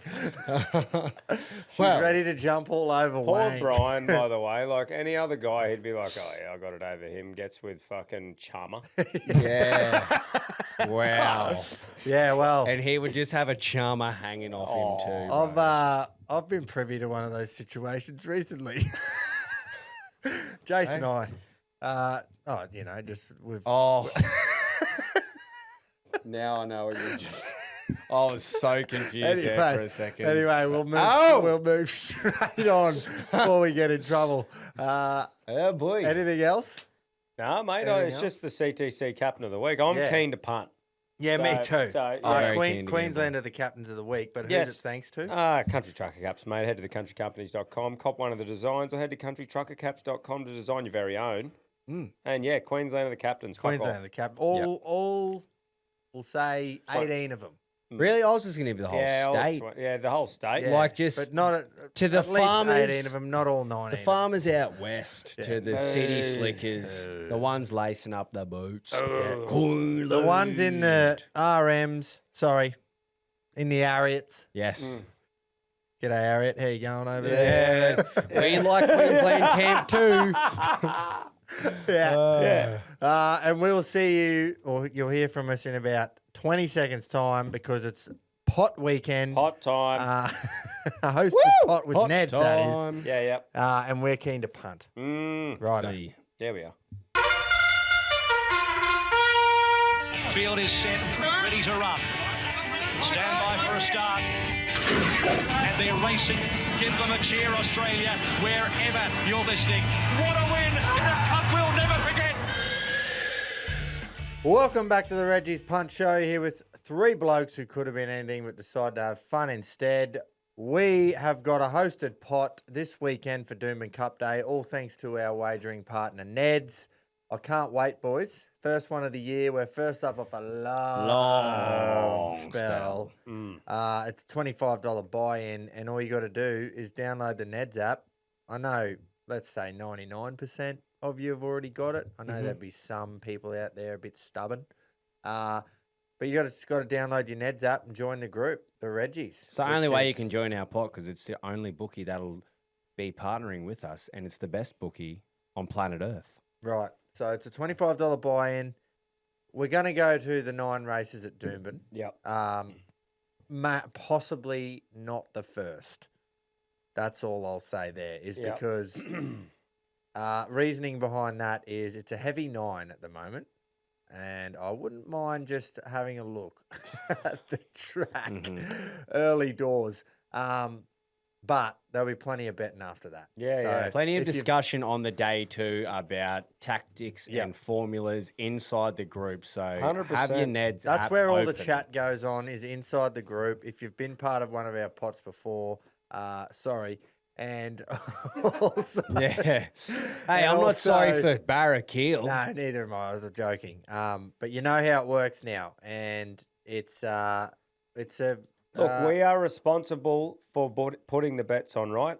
Only the hosts of the pot are responsible with placing the bets. However, that chat is a great way to share your thoughts so that we can take all information in and then place those bets. That's right. It's a community that listens. It's not just about us guys. It's about everyone who fucking puts some everyone's coin in. money. It's a hosted pot. It's not, hey, give us your money. We'll talk to you on Sunday. Now, these bets that, well, what I've done anyway, boys, we have to put some money on the show bets. Yeah. Because we've been caught out before. Yep. Yeah. Where we didn't do it, and it was the one bet that I won in the last 10 And the years. tide was out last week. Yes. So it's on the way in now. That's right. Nice. So there'll be money going on the show bets, and that's it. I've actually really done some form, and I'm glad that we got to wait an extra night. Yeah. Because this is a Thursday night, because we got to look at a little bit more.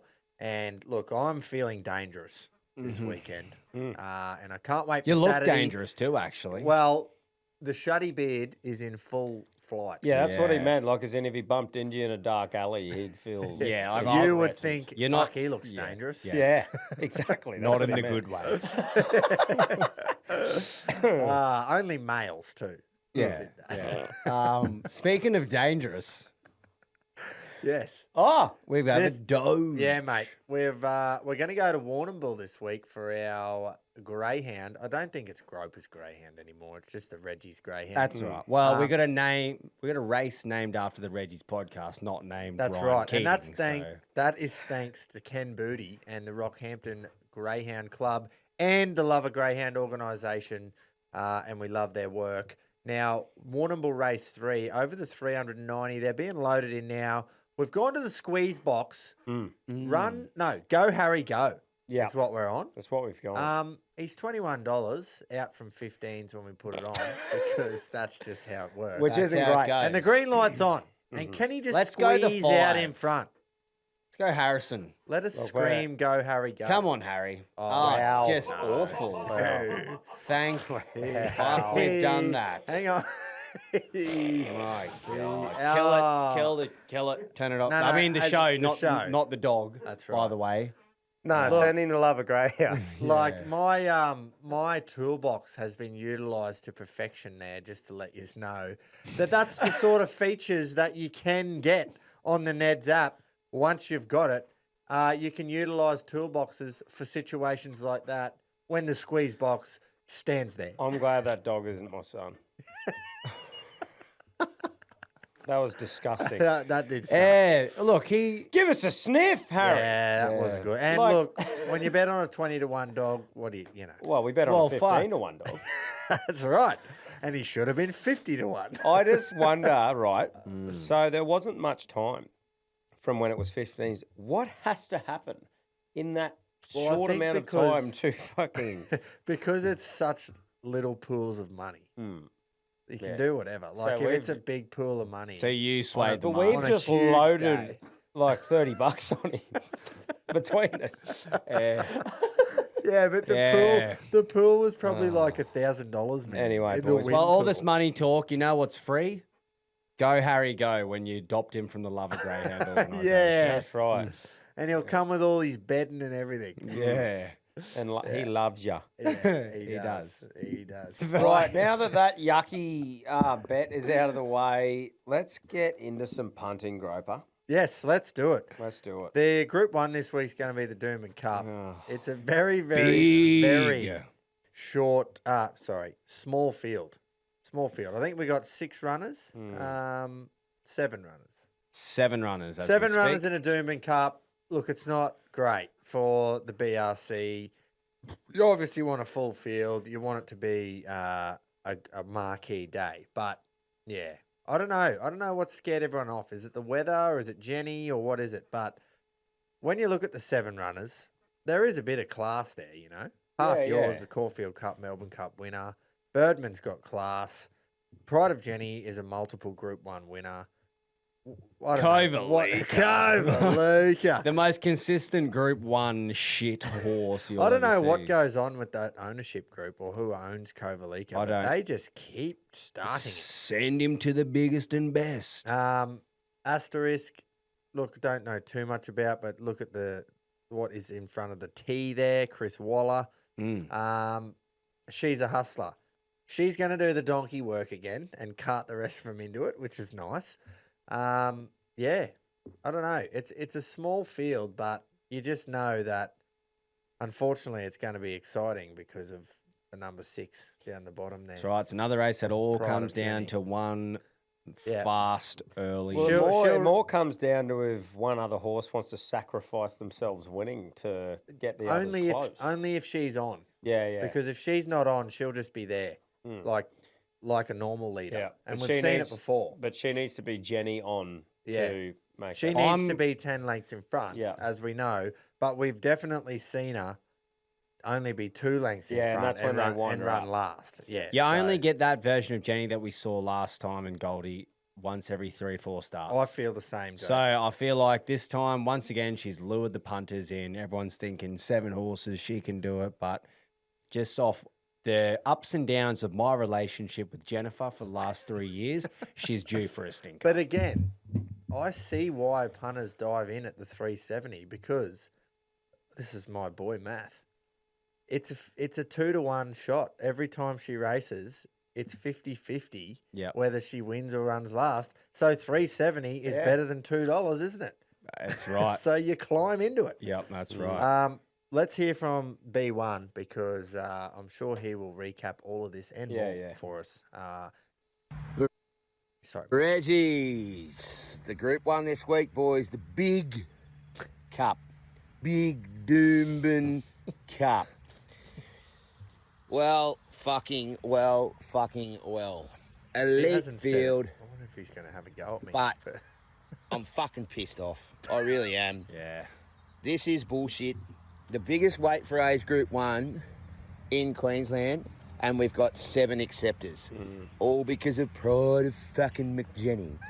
Fuck off, McJenny.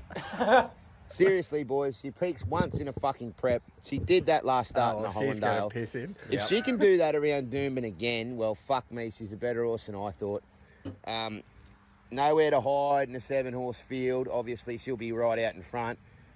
Declan Bates obviously has the keys to this mare, but I think that Half Yours will come off a fucking hot tempo here, boys. Jamie Mellon won't get caught napping like she did in the bigger field at the Gold Coast. He'll be a lot closer in the run to her, and I think he'll peel out about the 600, improve from the 3-pole, and when they get to the top of the run and at Doomben, she'll fucking let the shackles off and away he'll go. He'll go straight past the cunt like she's nailed to the fence. Birdman scares the shit out of me. Arguably should have won the Hollandale if it was run the right way. But... yeah, my money's with Half Yours, boys. I've been on him all prep, and I'm going to continue to be with him here. So I'll have all 5 units to win number 1, Half Yours, in the 4X Big Doomben Cup on Saturday, our Group 1 this week. $3.70 with our little Nedley mate. All 5 units on. Keep it stiff, lads. Happy punting.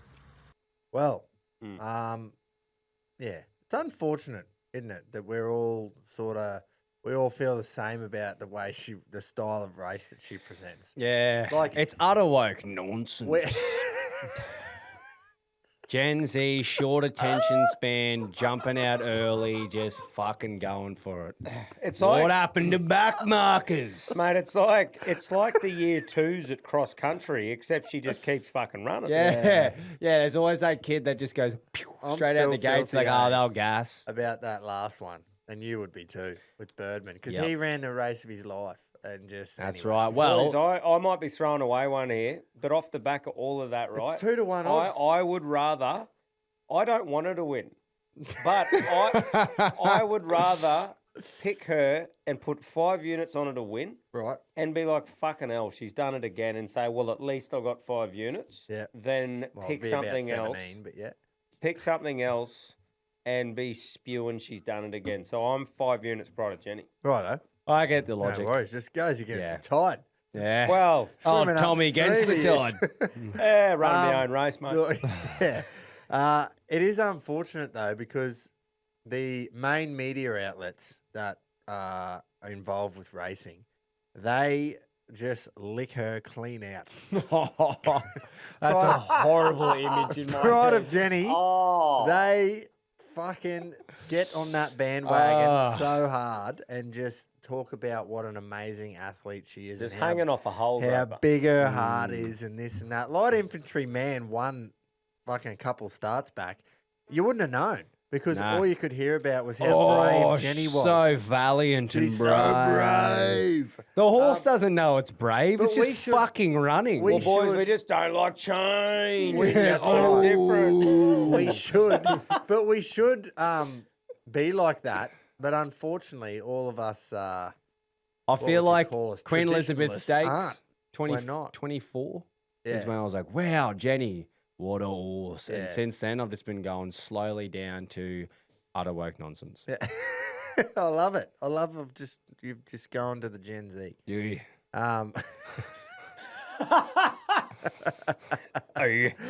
I am going to do something I haven't done ever actually on Oh. the show.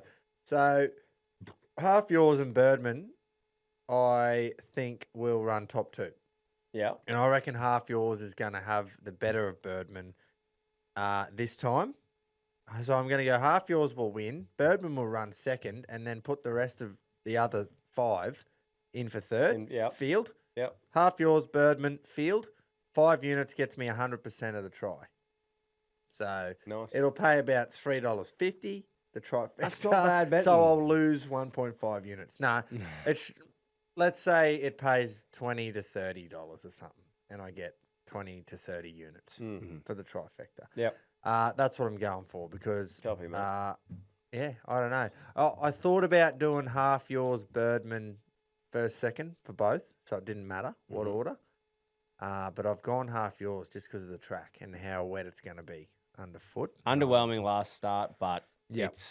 you don't just fluke a Caulfield Cup and a Melbourne Cup. She's going to come good this prep Well, at I some think point. second up last was the issue. Yeah, Not exactly. fit enough. Third up peaks. Like Doomben Barb said Cup. before, it's a smaller field too, so it'll have more room and won't be able to hide. Yeah. So Jamie that's me. will have to get kicking. Half yours, Birdman, field, and I'll probably back half yours on the nose as well, but I don't have Yeah. 10 units. Yeah, so. yeah. That'll be your personal bet. if You you could throw have 10 units. It's your show. Well, actually, in saying that, I've got a little multi later on in the show that will include that. So I'll just shut Yeah. the fuck up. That'd be That's great. all it took. Keto or... Have you gone? Have you gone? Well, you may as well go because Tom's gone. Okay, Yeah, yeah. yeah. Well, I'm going to go Birdman, and purely because of that last start. It was the Hollandale, right? Yep. Yeah, that last start, so impressive. Ran one of its best races, but got fucking jennied. So I'm pretty much banking on Jenny not jennying, having that third or fourth where it just goes, oh, I can't sustain this for the whole entire distance. Heavier track might play into its as an advantage as well. But yeah, Birdman is just due to win after being absolutely snubbed by Jenny. So Yep. 5 units in the win at $3.60. Beautiful. $3.70, I think you might be getting it. Oh, I thought it was Yeah, $3.70 you're getting 340. here on your Neds app. I So, got 340. Yeah. well, you're just selling yourself short, mate. well. Oh. Hey. Righto. Any of the olds? And the B2s. Reggies TBR here for the Group 1 segment this week. The He's Doomben old too. Cup's small field, very small field. Prior to Jenny, be up to her old tricks, trying to fucking run them rugged out in front. Look, I just think that she has a good run, bad run, good run, bad run. And after winning last start, she's due for a bad one. So I'm going to have all 5 units on the Melbourne Cup winner, half yours. 5 units, 370, that'll do. Good luck, happy punting. The Moya, the fucking Moya. Everyone that. has agreed with the fact that Jenny can't do it in Well, succession. not everyone. Consistency. Well, yeah, but we've had a lot of like Barb said it, you said it, Buttons just said it. That Yeah. she usually goes bang. So she's going to piss bang. him. Basically. So she wins by 30 lengths, a and Tom's lot of laughing to the bank. a lot of people who know a lot more than us, which I know is hard to believe, but What? they are saying that Doomben will really, really suit her. Like she's going to be better around Doomben than anywhere else. So Nah. yeah, okay. okay. I know He everything just about punting. loves having the rose glasses on, doesn't he? Well, for me, there's the other thing for me too. I've really tried this so far this year, and I've been woeful on the punt.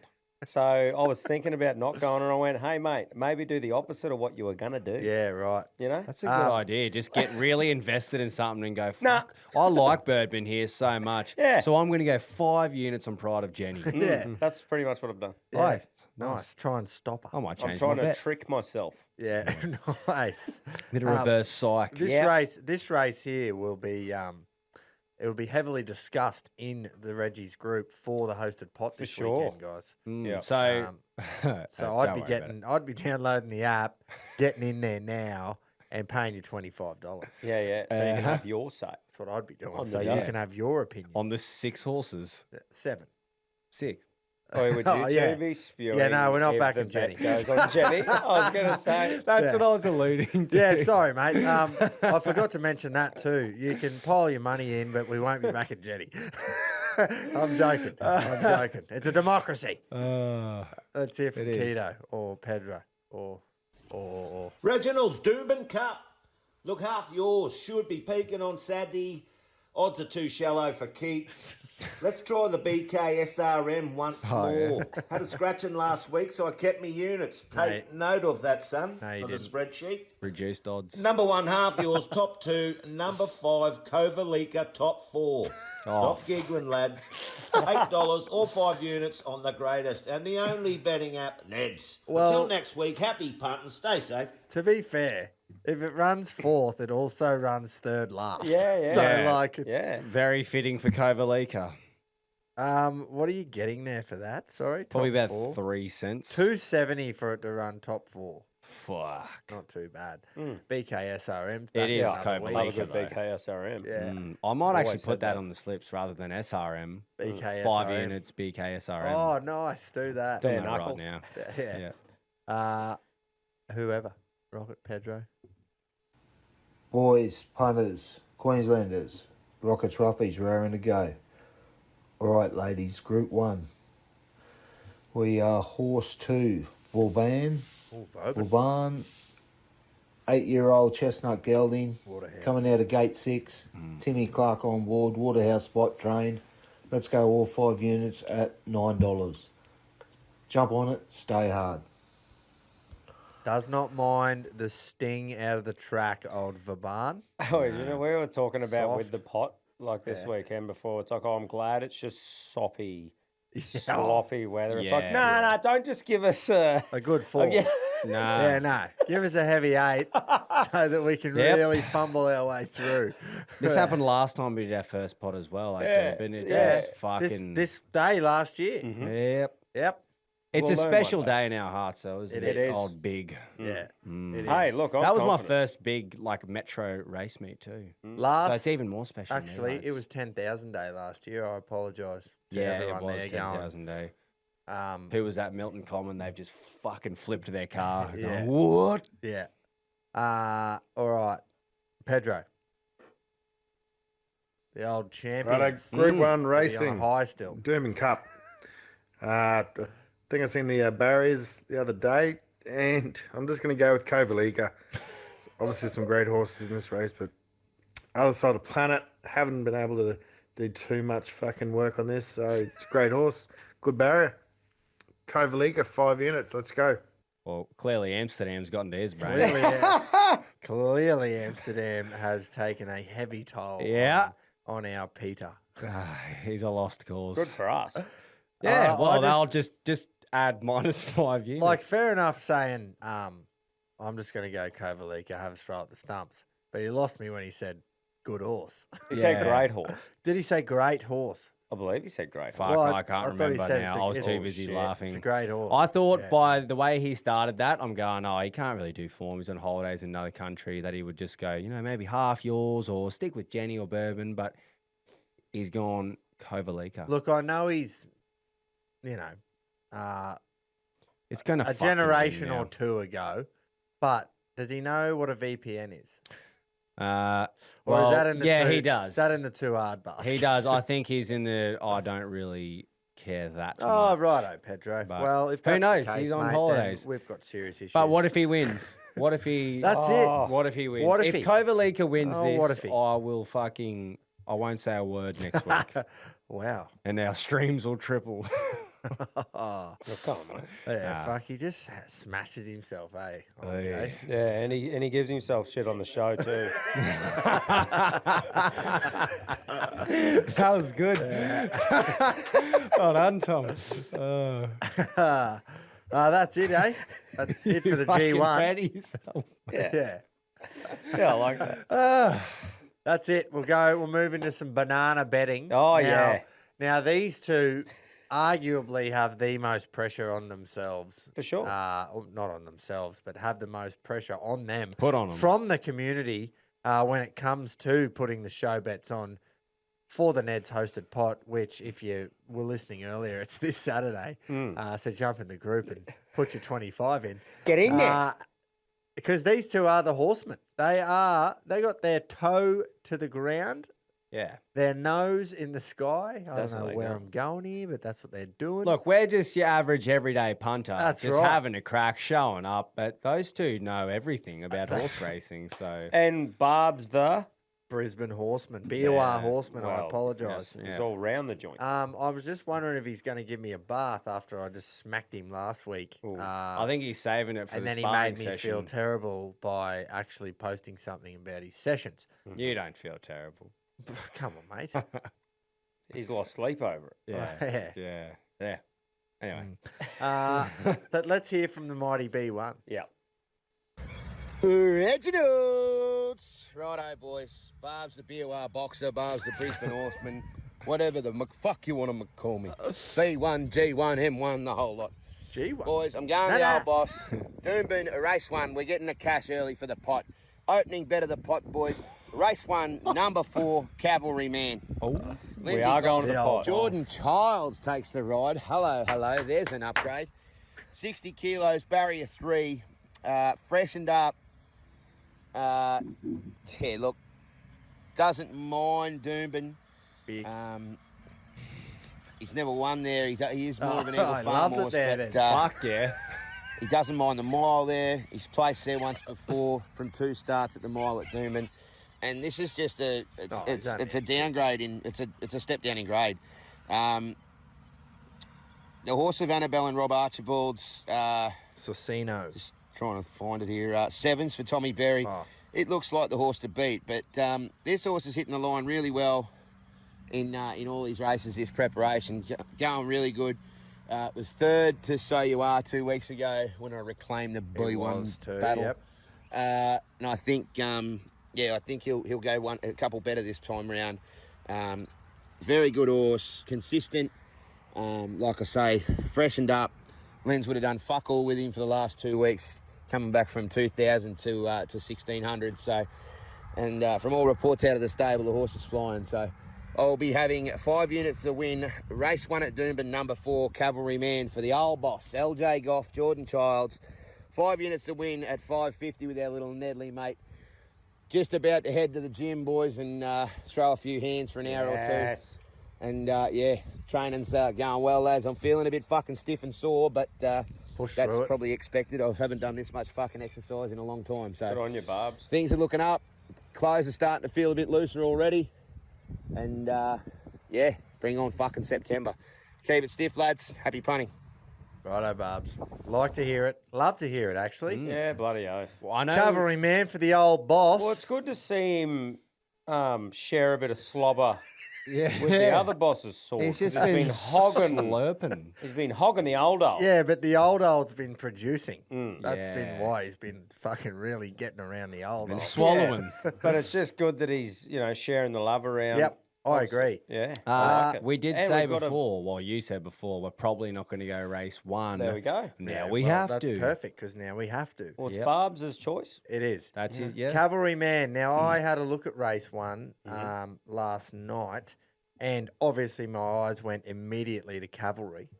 And the only reason why I didn't back it is because of the big 6-0 in the kilogram column. Yeah. Big fatty. And that's fine if you're going to lump the 60. Yeah. Like, it's not the worst thing in the world. But I've always hated when you look at the last start and he carried 54 kilos 2 weeks ago, and now he's carrying 60. Obviously, I know why that is. He's Down in dropping grade. down in grade. I get it. But I just don't it's not something that I just love.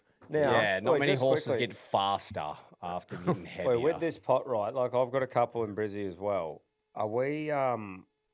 If one of us picks one there, are we still going a bet on top of that? So we potentially are going to have two runners in the same race. Yeah, but the show bets are normally the smaller, smaller wager. Yeah, sweet. No, that's. I And just then wanted the to big confirm. wage will be, The bet as we go. Yeah. Yeah, get in the group But- and you'll know. mate, as if everyone's not voting for Cavalry Man. Yeah, I Yeah, don't yeah. You know what I mean? Yeah. So, Yeah.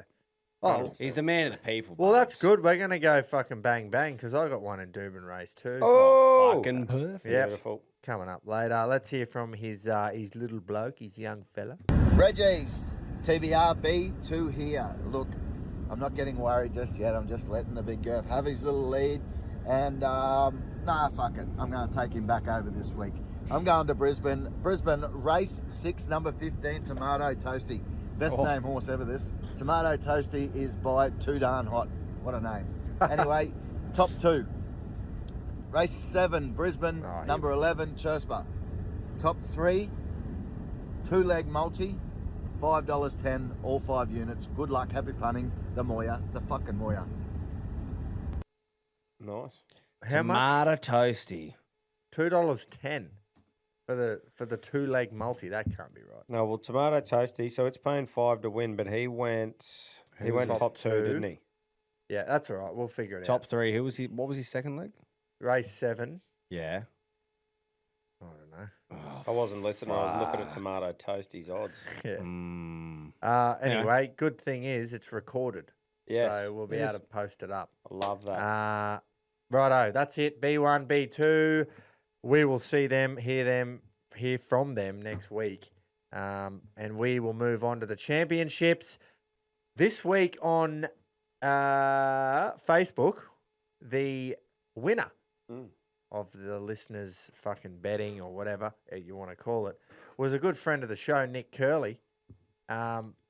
He, if you're unfamiliar with Curls, he'll definitely let you know who he is pre his bet, I reckon. But he's a breeder of horses, and he's had a few go around in southwest of Brisbane there. Come Yeah. up to Rocky or Darling Downs. Naughty Words. If you haven't heard of Naughty Words, that was a mare that was bred by Nick Curley. And you're probably about to hear a few from Mark Kerr Racing. So Oh, yeah, and can I just say, great week to have the Curls on, who's into the horse game when we're about to put a hosted pot on. it's almost like Tommy Miles does this for a living. Yeah, he does. And it would have been totally random. Yes, And exactly. we pay him a fuck ton. Yeah. If Tommy Miles isn't getting a clip off all these blokes, you can hey, be mate. the listener if you Yeah, can't a few piss, thanks. cashies. Yeah, thanks, Mark. Bottle of Reggie's rum if you still got one. Let's hear from Marker Thoroughbreds Nick Curley. Reggie! Straighty here, and I'm going to get straight into it. And I'm going to get comfortable too, because I've never tipped a loser to this show. Just FYI. Anyway, guys, we're going to start me work tomorrow night in the big race at the Gold Coast. Race 6, Horse 4, Lucky Pat, trained by Paddy Webster. I'm going to go half a unit each way at 15s and $3.10. Then I'm going to launch into Saturday Doomben, race 8, Birdman to win 1 unit at $3.60. Then I'm going to put Sofrado and Boomtown Boss together in race 9 in the same race multi, both to run top 5. You're getting $9 about that. We'll go 1 unit on that. There's 3 spent. We'll then go all of those above combined, except we'll have Lucky Pat to place at the Gold Coast in this multi. Those together will get us odds of $100.44. We'll be 1 unit on that. And then I've got a little smoky tomorrow afternoon at Kilcoy, race 4, horse 2, at a little inside mile from the trainer. Coney Island Baby. I haven't got a price for that yet, but 1 unit on the fucking snot. Zamoya, baby. Let's go. See, that is a man who has used his units exactly how they were designed to be used. Spread. One unit. When do you ever have 5 units on something, Jace? All the time, No, mate. I'm you a fucking do big not. swinger. Anyway. Well, it depends what 5 units are to me, mate. That's the whole point of a unit. Your unit is your unit. That's exactly what I'm getting at. Yeah. So you're agreeing with me. And away, yeah. Like if a unit, What if my 5... If a unit's $20, you're not going and having $100 on something, are But you? what, $20 isn't my unit, mate. Still doesn't. Anyway, we'll move on. Stewie. Thanks, Curls. Appreciate it. Can't wait to rip into there. We'll have to put. We'll have to modify how we put those in the pot because he's got a couple that run tomorrow on the Friday. One at Kilcoy, one at. Did he say the Gold Coast? Yes, he did say the Gold Coast. So good luck to you, mate. And I like how he said, and I'm going to get comfortable too. Yeah. Because I've never tipped a loser to this show. And then he's cock hit the floor. So, what are you blokes doing in the champs? Mate, I'm going to Doomben race 7, horse 11, Chispa.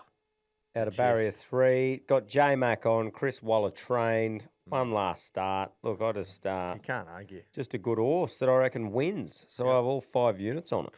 Chispa. I like it. Lovely. Nice barrier too. J-Mac Waller. Good Can't trainer, argue. good jockey, good barrier. Yep. Good form. I am going to do a bit of unit splitting. I'm going to go to Sandown race 7. I'm going to back horse number 6, Narbold. I'm just going to get it up here. I do have it. Get it up. Where are we? Narbold. I had it all planned out to just click into each one. Yeah, you'll be right, mate. Narbold. Jai McNeil takes the ride. It's second up. It runs second first up. And here's the big key for me. When Chris Waller only has 2 runners for the entire fucking day at Sandown, and they're both in the same race, and the other one's paying $61, you just start licking your lips and rubbing your hands together going, Narbold at $5.50 with Chris Waller's only fucking runner, except for the $61 in You the know same who he's race. favouring. You know what's going. You see what I'm saying? Yeah. You just got to get on now. Picking up what I've you're putting launched down. already.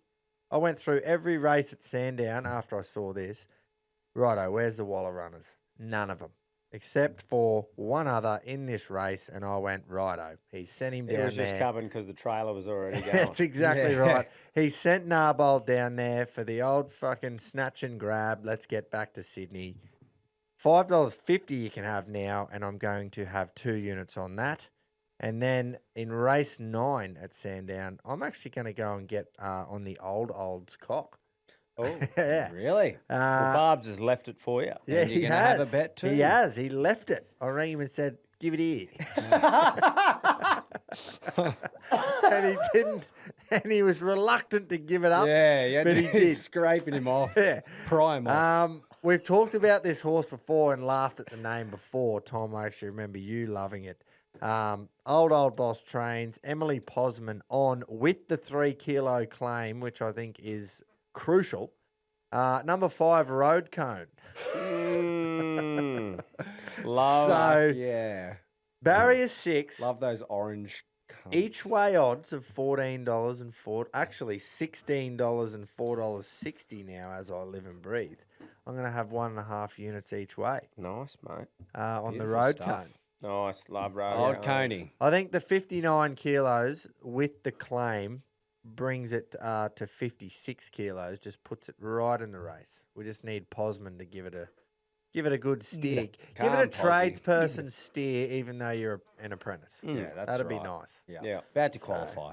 Yeah. Right. Well, I mentioned it on the sports show, and we've talked about inflated lines this year in the betting markets and teams that are just getting absolutely disrespected. And I think in this multi, I've picked out a few that have been disrespected. And I'm going to start in the rugby league. It's more in the AFL sense, but rugby league, Melbourne, plus 3.5 they're set at. And I think that's just just a little bit disrespectful, regardless of the origin players that are out. The Bulldogs are a big steaming pile of turd this year. They are bad. So Melbourne, even if they go down narrowly here, plus 3.5, that's a nice buffer.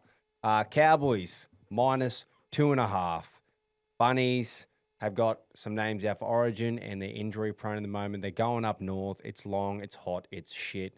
I think Cowboys will win. Bit of Jai Arrow though. I'm gonna say, yeah. maybe, I didn't really. I've realised that as I'm talking it out now, but you can't change. I can't change. I'm sick of. I think Cowboys are still going to be the better team here. Yeah. And then the AFL. This is where the disrespect is coming into play, and I agree for one of the first times in my life completely with what Kane Corns has come out and said. Wow. And planted the seed in my mind. Take his temperature, Tom. West Coast. Yep. Have been chosen by Collingwood as the team that Scott Pendlebury is going to break the record against because they're so shit that they're confident they can bring him to the G, absolutely pump him, and the whole game's going to be about Scott.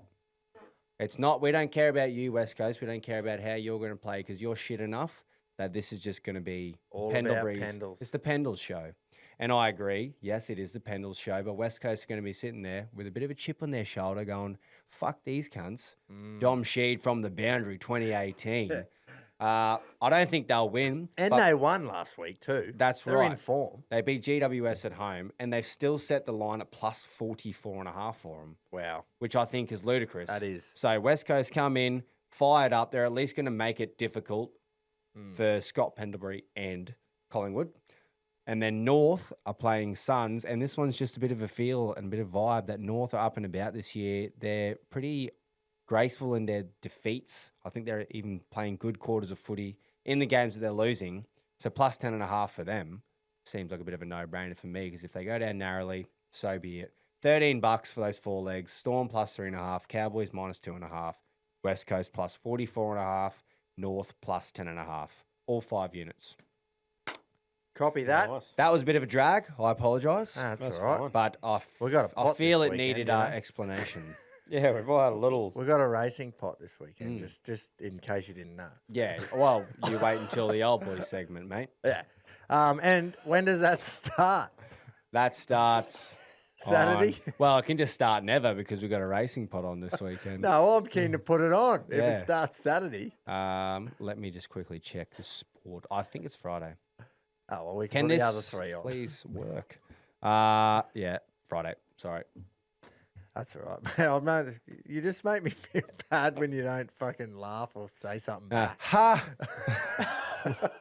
You just act all serious. I'm like not you're trying gonna to make you fucking feel cry. bad. No, I'm not I going feel to sad because you just bullied him. Yeah. Oh, I'm just well, immune to it now. I'm just your fucking punching bag. you got to be used to it though. It's, Yeah. Oh, I'm ginger, so Yeah, yeah. that's right. Yeah. it just beats me to the punchline. I love it. Mm. That's it. You got to go still, Tom. No. No, of course. He's you on went, mate. Chispa. Sorry, Chispa. Chispa. Yeah, the bar. J Mac Waller, bruh. Bar. Yeah. You're on bar. Yeah. Righto. Old boys, still behind. Not many winners last week, actually. Just FYI. Zero. Everyone. Not many, Yeah. as in none. Yep. Which is Crickets. fine because we're ready to rock and roll this week. We and are. I just feel like, I don't know. I just got a feeling, and this bet here will actually determine if the feeling fucking lasts or not. But just got a feeling like I've done the homework this week, you know? And I've put the effort in. You're seeing racing for And what I it is. think I'm seeing how it's going to go. So, race 2 at Doomben is where I am going to go for my old boys bet. Nice and early after we've got the cash from fucking Cavalry, man. We're going to just pile it all in. To number 14 in race 2, Balance the Books. Has been backed on the show a few times. It has. Third up and peaking, Tony Gollan, Ben Thompson, right down the bottom of the weights, 52 kilos. Love that. Thank you very much. The other one there's 2 others in the market around the $4 mark, which is what you're getting for Balance the Books. One of them is Now Is the Hour, which has to carry 58 kilos and drew barrier 16. Yuck. But has the great man on, J-Mac. And the other one is Without Parallel, who Jet Newman takes the ride. Also has 52 kilos like mine, but Jet Newman will put his apprentice claim of 3 kilos and ride 49 kilos. Fucking hell. But I'm going to go with, right, J-Max on this one. Other one in the money, barrier 16. That takes J-Mac out of the equation, crosses him out.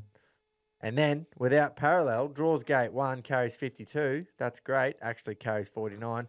Got the apprentice on board. So, balance the books. Ben Thompson, Tony Gollan. Third up, peaking, $4. I'm having 4 units on it to win. And then because I am going to win everything this weekend, I'm going to be multiplying all of my bets together. Balance the books, Narbold, they both win. Road cone to place, half yours to win. 4 legs, 372 to 1. 300, yes, 372 to 1. You heard it, yes. For a 4-leg multi, where the most that any of them are paying is $5.50. So that'll be getting a little splash on the day. So it's pretty much $342 for, what do you reckon's your lowest chance there? Because half road yours will cone just to win. place. Yeah, so it's $342 a road cone to place. Yeah, well, that's it. Yeah, that's what I'm hearing and balance seeing. the books wins. Half yours wins. Yeah, half Road yours cone Melbourne just- Cup champion. He's got a place for 342 to 1. I can take those odds every day. Yep. And that'll be on the show. I doubt we'll get that on the day. But I've already put it on. So Yeah. It's all that matters. Ropes is on. all right. Keto. Okay. Keto. BKSRM. Reginald, found a few winners this weekend. Horses that are ready to peak. Look, we're going to go to Randwick Race 4, number 5, the Budgie Smuggler. Peaks at the 2,400 metres. Third up, unbeaten at the distance, 2 from 2, and Bijan will have him ready at $3.90. Then the former import, Randwick Race 7, number 11, King of the Sea. $3.40. It's unbeaten at the distance as well. 3 from 3. It's third up. It just peaks. Then another one of Bjorn's. Doomben Race 3, number 1, I Am Dirty. $3.30. Rachel King, flying of late. This filly wins. He's dirty. 3-leg Nedwin multi, $43.75. All 5 units. Happy punting. Come on now, boys. Copy that. Beautiful. It was a BKSRM. Sorry, no, it wasn't an SRM. Nah, it was just a Damn it. BKM. Oh, BKM. Just a BKM. Yeah. Righto, there you go. 42 to 1. We'll be putting that on as well. Let's hope Keto is in form. Yeah, look, fucking oath. It's been a little while between drinks for him. He's Yeah, saving but it. if there's Been a any while. time that he heats up, it's going to be when there's something. Whenever he When the comes, pressure's on. when everyone's watching. Mate, Yeah, So, he just so he can say, rises. "Look at me." Yeah. Yep. Sounds Yep. like another key to He didn't Yeah, pass. I was going to say. He didn't Look at pass me. that on at all. No. Righto. Well, boys, I'm in the Doomben Race 3. Horse number 11, La Barita, out of barrier 7. Come third on debut last start. Jamie Mellum on, paying $3.90 out of barrier 7. Yeah, I'm going all 5 units on it to win. Obviously, Nice. 2-year-olds, there's fucking not much form to mate. really go Well, off. we got but 2 of them covered there then in that race. look, there's a couple of blokes from Brizzy, and one of them liked this one. Okay. So that means I do. I am going to go. We'll hear from Rocket, eh? Yep. Punters, Queenslanders, the privileged. You know who you are. Rocket Trophies raring to go. Old boys versus the young guns. Right, lads, Doomben Race 6, Horse 15, Tomato Toasty.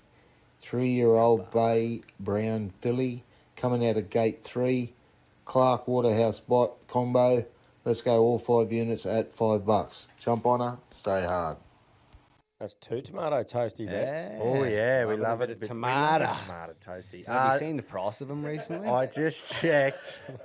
I just checked what La Barita means. Only because I knew La means the in Spanish, and it means the bar. Oh, Which is where boys, we'll if be that's not- fucking going. Yes! That That's is great. brilliant omen. Great Yeah. to know that. Yeah. I mean, I knew that. Heading to the bar. Yeah. That's where I'm going after you. Tom's just win. brushed up on his With, Spanish. with Jamie Carr. Oh, to the bar with Like, I Jay know she's- Carr. I know she's Imagine- Mellum and that's Burrito, but Yeah, she's she's Carr Jake. and that's Yeah. Bar.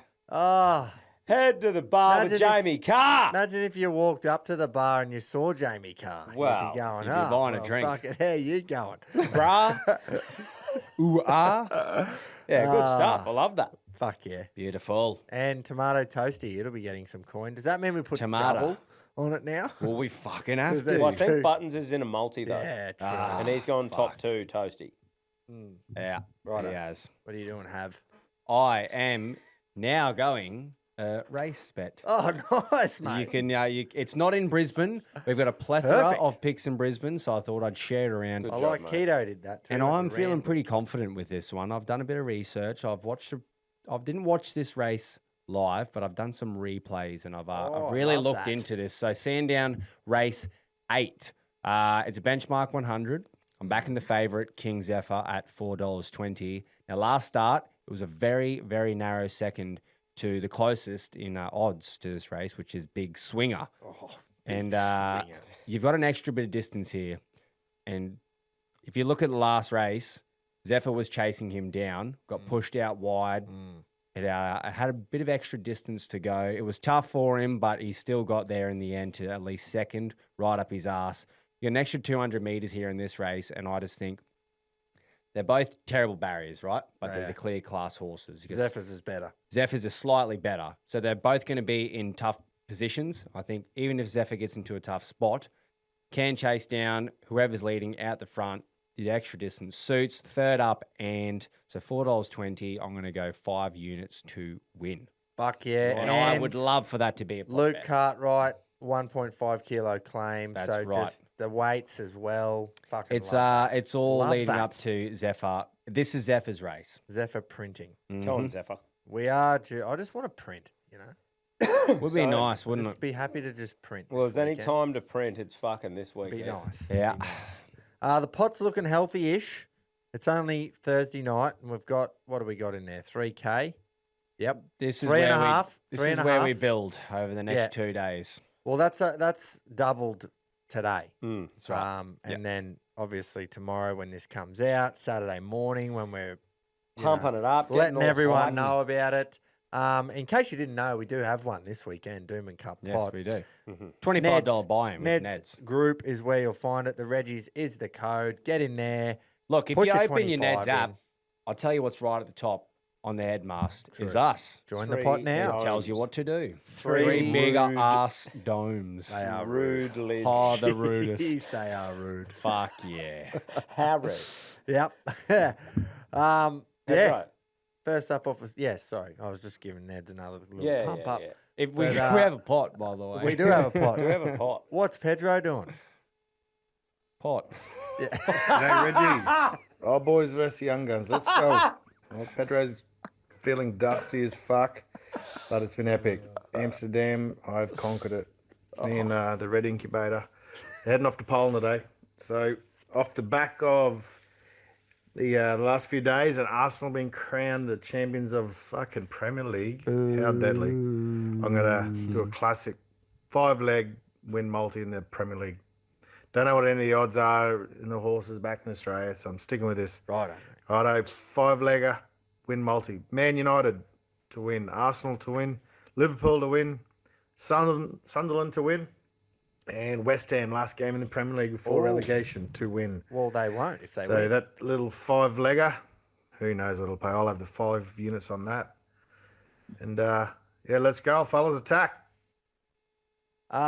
If West Ham win, they could save themselves. Yeah. Well, Tottenham need to lose. Correct. Or no, the draw will think- get them there. Yeah. The draw will get Tottenham there. They're talking about that this could be the biggest relegation in the history of English football if they get relegated with the new stadium and everything being built. Tottenham or West Ham? Tottenham. Yeah, it's Like, just it's they any are- large London club like that. That's Yeah, I know, but yeah. I think they're talking this one is really bad. Think about how many players get like they leave the key clubs when you get relegated. They have a Champions League side there. Like they've just brought in how many people? Like Xavi Simons isn't going to fucking play. He's not going to be going on an away trip Crazy. to Wrexham, is he? No. Like there's it's No. actually mental when you think about it. But even West Ham going down, yeah, they went down years ago, but they've just moved to the Olympic Stadium from 2012. They've got some class players in there. Spurs have got Everton too. Yeah. I don't know if I want Tottenham to go down for the sake of just like such a big team. Who have East Bacon got? Leeds at home though. Oh, Spurs are at home too. Wow. Well, look, I remember these final day troubles of a couple of years ago. And if one player that now plays for Tottenham knows all about it, it's Richarlison because he single-handedly saved us. So pretty cool when it comes down to the last day. 38 games in a season. It goes for 8 months and it comes down to the last day. The champions have already been crowned. They all play at the same time too in the last game. Yeah, because of a bit of cheating going on. Speaking of, I'll tell you what was a very, very, very expensive fucking outing for one of Southampton's fucking, what was he, what'd they say he was? A spy. Yeah, I know that, but he was an intern. He was an intern at the club. So, Tom, just a bit of background. You know the tiers. They've got all the tier system in English football. You got the Premier League, the Championship, League One, League Two, blah, blah, blah, all the way down. The Championship to Premier League is the biggest promotion for any club financially. Yeah. And when the top two get automatic promotion, and then from 3 to 6, they go through this like knockout thing. Oh, yeah. And so when it gets to the final knockout game, they play it at Wembley. The winner goes to the Premier League. The loser has to stay in the Championship for another season. Mm-hmm. The money that game is worth, like obviously it's not just that game. It's a whole season of games. But they amp it up that's a $377 million game because that's what it's worth to the winner. So to go to the Premier League, that's what it's worth. Yep. So they hype it up and say that's what this game is worth. Mm-hmm. Southampton made it to that game, but to get there, they had someone go to the opposition's training and fucking film with the phone. And they got caught. And the Premier football, whatever it's called, the fucking FA governing body has said, you're out. The team who you beat, you're in. Oh. To the big game at Wembley. And I'm just like, Southampton are playing Hull. Nah, Middlesbrough in. I swear I saw that the fixture is literally Southampton. They haven't actually been kicked out for it, have they? I saw something different. I knew what was going on, but I'm pretty Southampton are playing Hull this Sunday, and at Wembley. Oh well, I must have got rage baited then. What you're talking about is like that's obviously definitely happened, yeah, but I don't think Southampton copped the repercussions like that. Well, that's what Spygate's what they're calling it. Everything's got gate at the end of it now. Nah, well, what did I read then? Oh wait, you are right. Yes, because now there's That's telling me this. Yeah, but that's not it, mate. And then if you go down to Yahoo Sports, Middlesbrough vs Hull. Nah. Yeah. Fox Sports, right here. We got nothing to go off but Fox Sports, right? Yeah. They're going to appeal it. Southampton are going to appeal it. But for now, they're out. Middlesbrough are in. Yeah. So don't go spying. Don't go spying. That's good because I didn't want $377 million. Yeah, I didn't want fucking Southampton what would to come back up. Spy have picked up that would? I don't know, and I'd be just not in the spirit of the game. I'd be appealing that as well because that's fucked. Yeah. Like to get booted. Did you see who was the player? Anyway, when they scored against Middlesbrough, or against Hull, sorry. The Southampton player's done that right up in his face, and I was like, my God, that's aged like milk. Yeah. Fucking hell. The punishment doesn't fit the crime there for me, but that's what's happened. So anyway, fuck yeah. That'll do us, I reckon. Thanks for tuning in. Hey, we forgot to let them know. We got a pot this weekend. That's right. Doomben Cup pot on Neds. On your Neds we nearly forgot. $25 buy-in. Code is the Reggies. Get in there. Get in there and we'll see you Saturday afternoon. Oh, for a huge at the bar afternoon. with Car. At the bar with Car. Yes. Oh, you just never know. Yeah. You win some, you lose more. For free and confidential support, call the number on the screen or visit the website